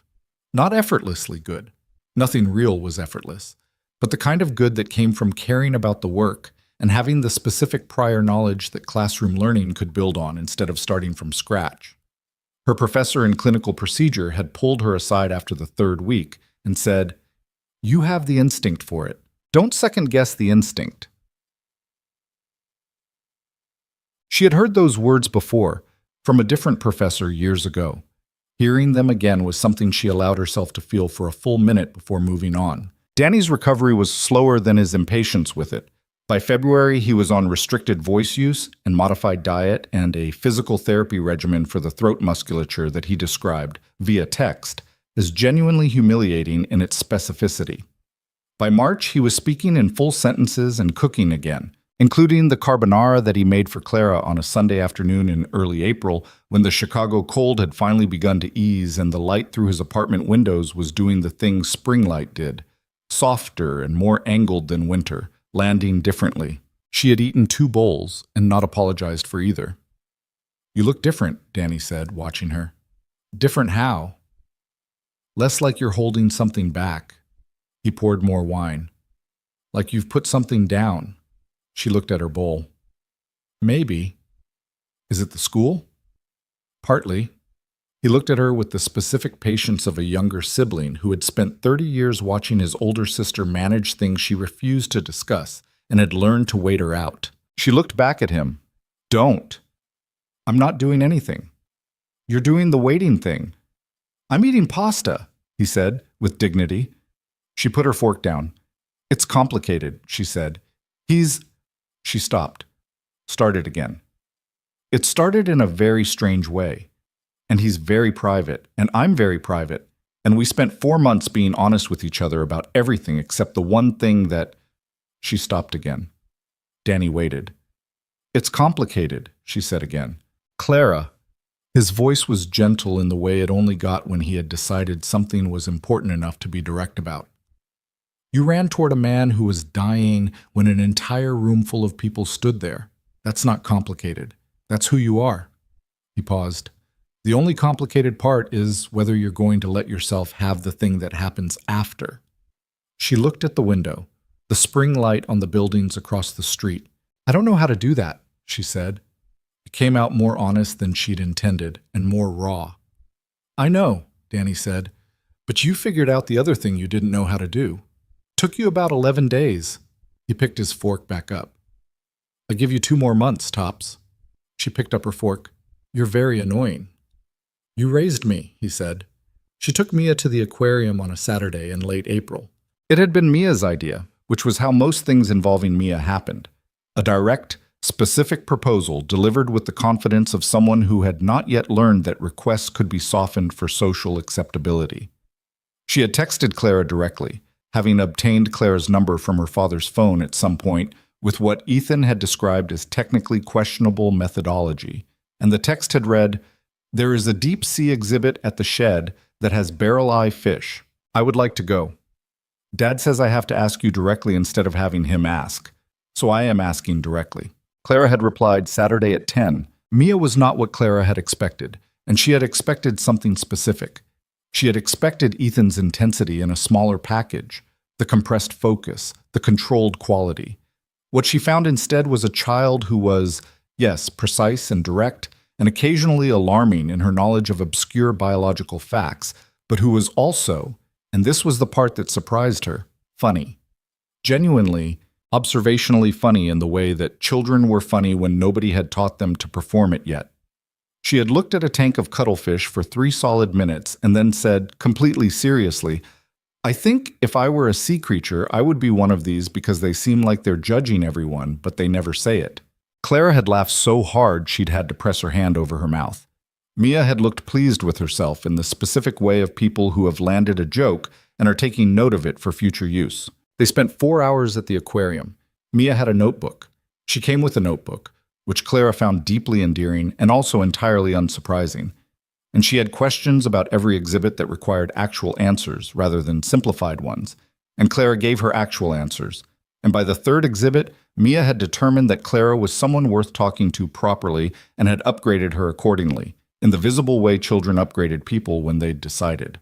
On the train home, Mia sat beside her and said, My dad is better. I know, Clara said. He was sick for a long time and he didn't tell me. She said it without accusation, with the particular factual neutrality of a child who had processed something and arrived at a position. I knew something was wrong because he would sometimes go very quiet in the middle of talking, but I didn't ask because I thought if I asked, it might make it more real. Clara looked at her. That's very perceptive.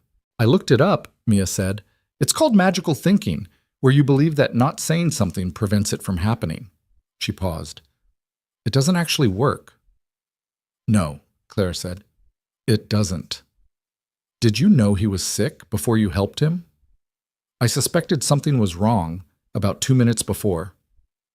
Mia absorbed this. How? I watched him swallow, Clara said. The muscles in his throat were working wrong. I'd seen it before with my brother. Mia was quiet for a moment. Then, Danny, is he okay now? He's okay now, Clara said. He had his surgery in December. Mia nodded with the decisive nod of someone receiving confirmed information.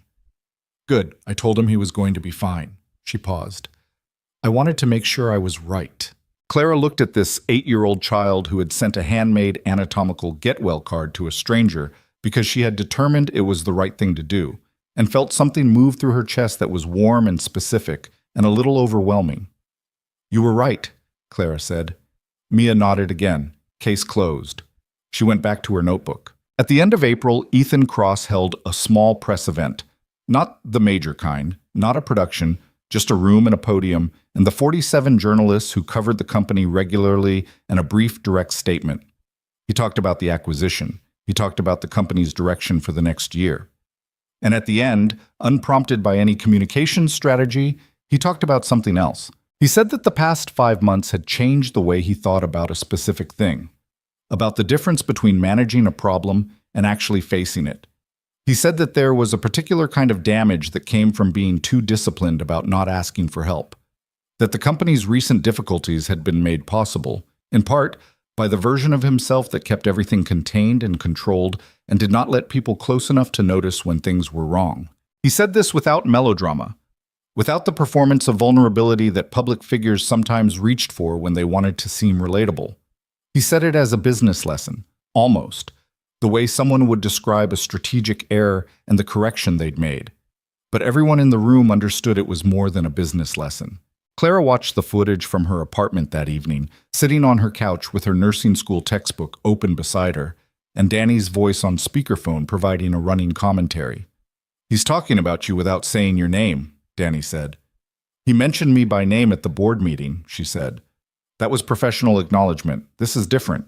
She watched Ethan on the screen, the navy suit, the steady directness of his delivery, the way he looked at the room with the same full attention he turned on everything. "Danny," she said. "Yeah. Go home. I'm already home." "I mean, stop listening," he laughed. "Good night, Clara." She hung up. She sat with the textbook and the footage until the footage ended and the screen went dark. She thought about the conversation with Danny in his apartment, about the things she didn't know how to do, about the folder that used to sit on the table, about 11 days in a legal pad and a cold email to a pharmacologist she'd never met. She had built the case from nothing. She had found the thing everyone else missed because they were too busy being intimidated by the room. She had walked back into buildings she had no structural power in and said the true thing and held her ground until someone with the ability to act on it decided to listen. She could do this too. She picked up her phone. His text came 12 seconds after hers, which she had expected.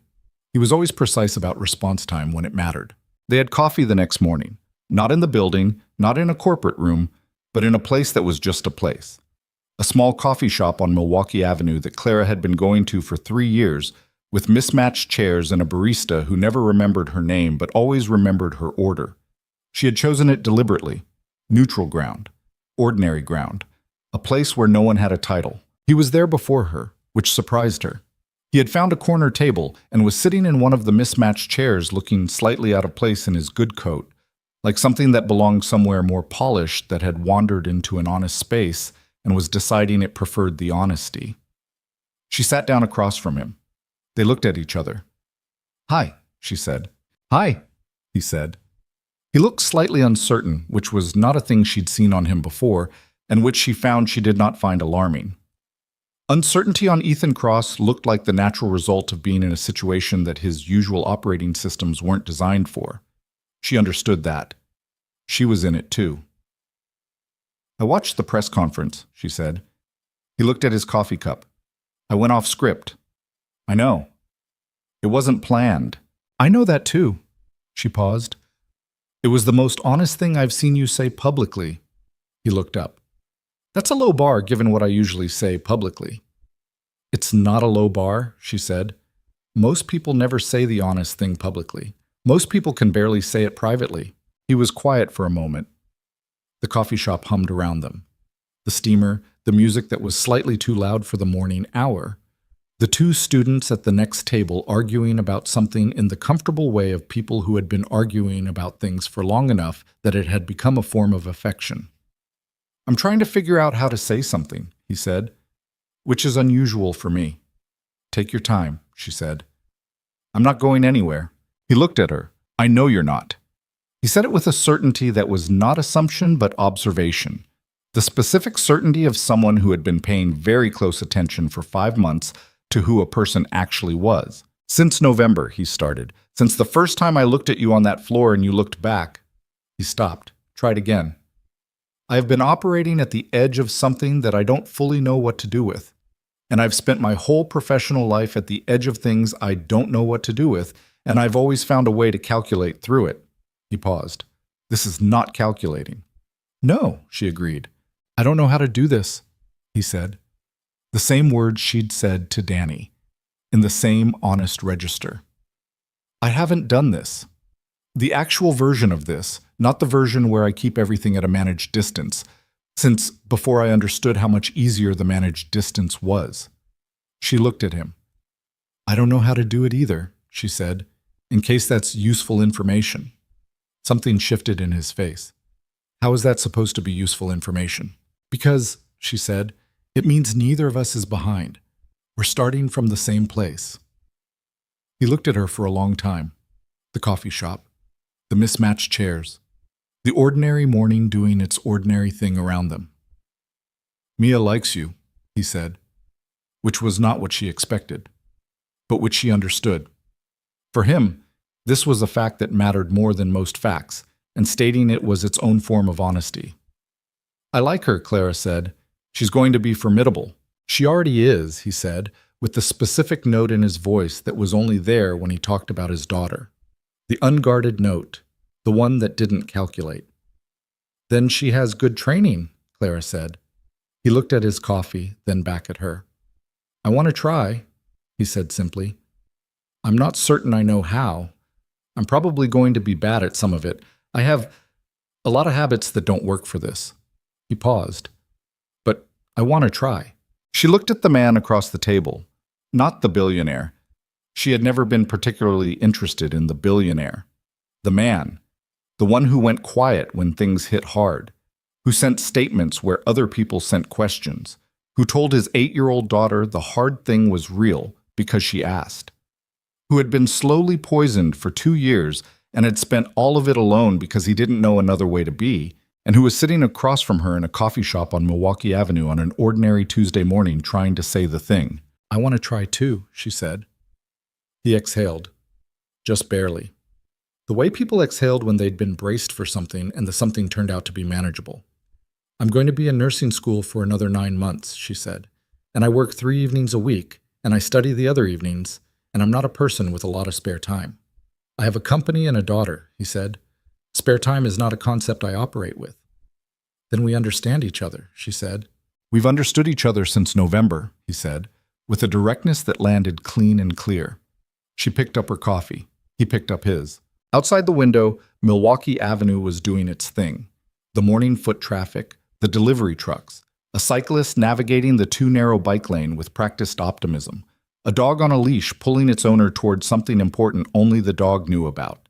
The city indifferent and alive and full of ordinary things that were the actual substance of a life. Clara Bennett sat in a mismatched chair in a coffee shop she'd been going to for 3 years and felt, for the first time in a long time, no gap between where she was and where she was supposed to be. She thought about the folder on the kitchen table, about the train at midnight, about the 47 seconds of security footage and the 47 minutes of boardroom honesty, about Danny's whiteboard and Mia's anatomical get-well card, and a legal pad with 2 columns written in her own handwriting in the early morning dark. She thought about what it meant to pay attention, to really pay attention, not just to the obvious things, not just to the things people put in front of you and said, look at this, but to the small things, the micro-expression in a crowded room, the way someone swallowed, the pattern no one else thought to look for because they were too busy being overwhelmed by the room. She had always paid attention. It was the one thing she had always done. She hadn't always known what it was worth. She knew now. Some of what had happened over the past 5 months was luck, the timing, the placement, the specific accident of her being in the Harlow room that night instead of on the 41st floor. She was honest enough to admit that. The world was full of people with the right knowledge in the wrong place, and she'd been the right knowledge in the right place on that particular Tuesday night, and some of that was just what it was. But some of it was not luck. Some of it was 30 years of paying attention and building the knowledge, and staying in the room when leaving was easier. Some of it was Danny teaching her without knowing he was teaching her what it meant to keep showing up for something even when showing up was hard. Some of it was her making the choice over and over to be the person who stepped forward instead of the person who stood and watched. That part was not luck. That part was hers. Ethan Cross looked at her across the table in the ordinary morning light, and she looked back, and neither of them said anything for a moment because nothing needed saying. Outside, Chicago kept going. The lake was there, flat and enormous, and perpetually indifferent, the way it had been through everything. The collapse, the investigation, the surgery, the press conferences, all of it. Doing what large bodies of water did, which was simply remain and hold the light and make everything else seem the right size. Clara finished her coffee. Ethan finished his. They stayed for another hour. They didn't talk about anything significant. They talked about Mia's upcoming school science fair, which involved a project on deep-sea bioluminescence that had apparently exceeded the standard requirements by approximately 4 grade levels. They talked about Danny's plan to go back to the community college he'd had to leave when the medical bills started, in the fall, to finish his business degree. They talked about a restaurant on Damon that Clara had been meaning to try for a year and hadn't gotten to, and Ethan said he knew the owner, and she gave him the look she gave him when he did the thing where resources materialized, and he said, "Or we could just go, like people." Like people, she agreed. It was not a dramatic ending. It was not a conclusion so much as a continuation. The place where a story stops being about the crisis and starts being about the ordinary, complicated, imperfect, ongoing life that comes after.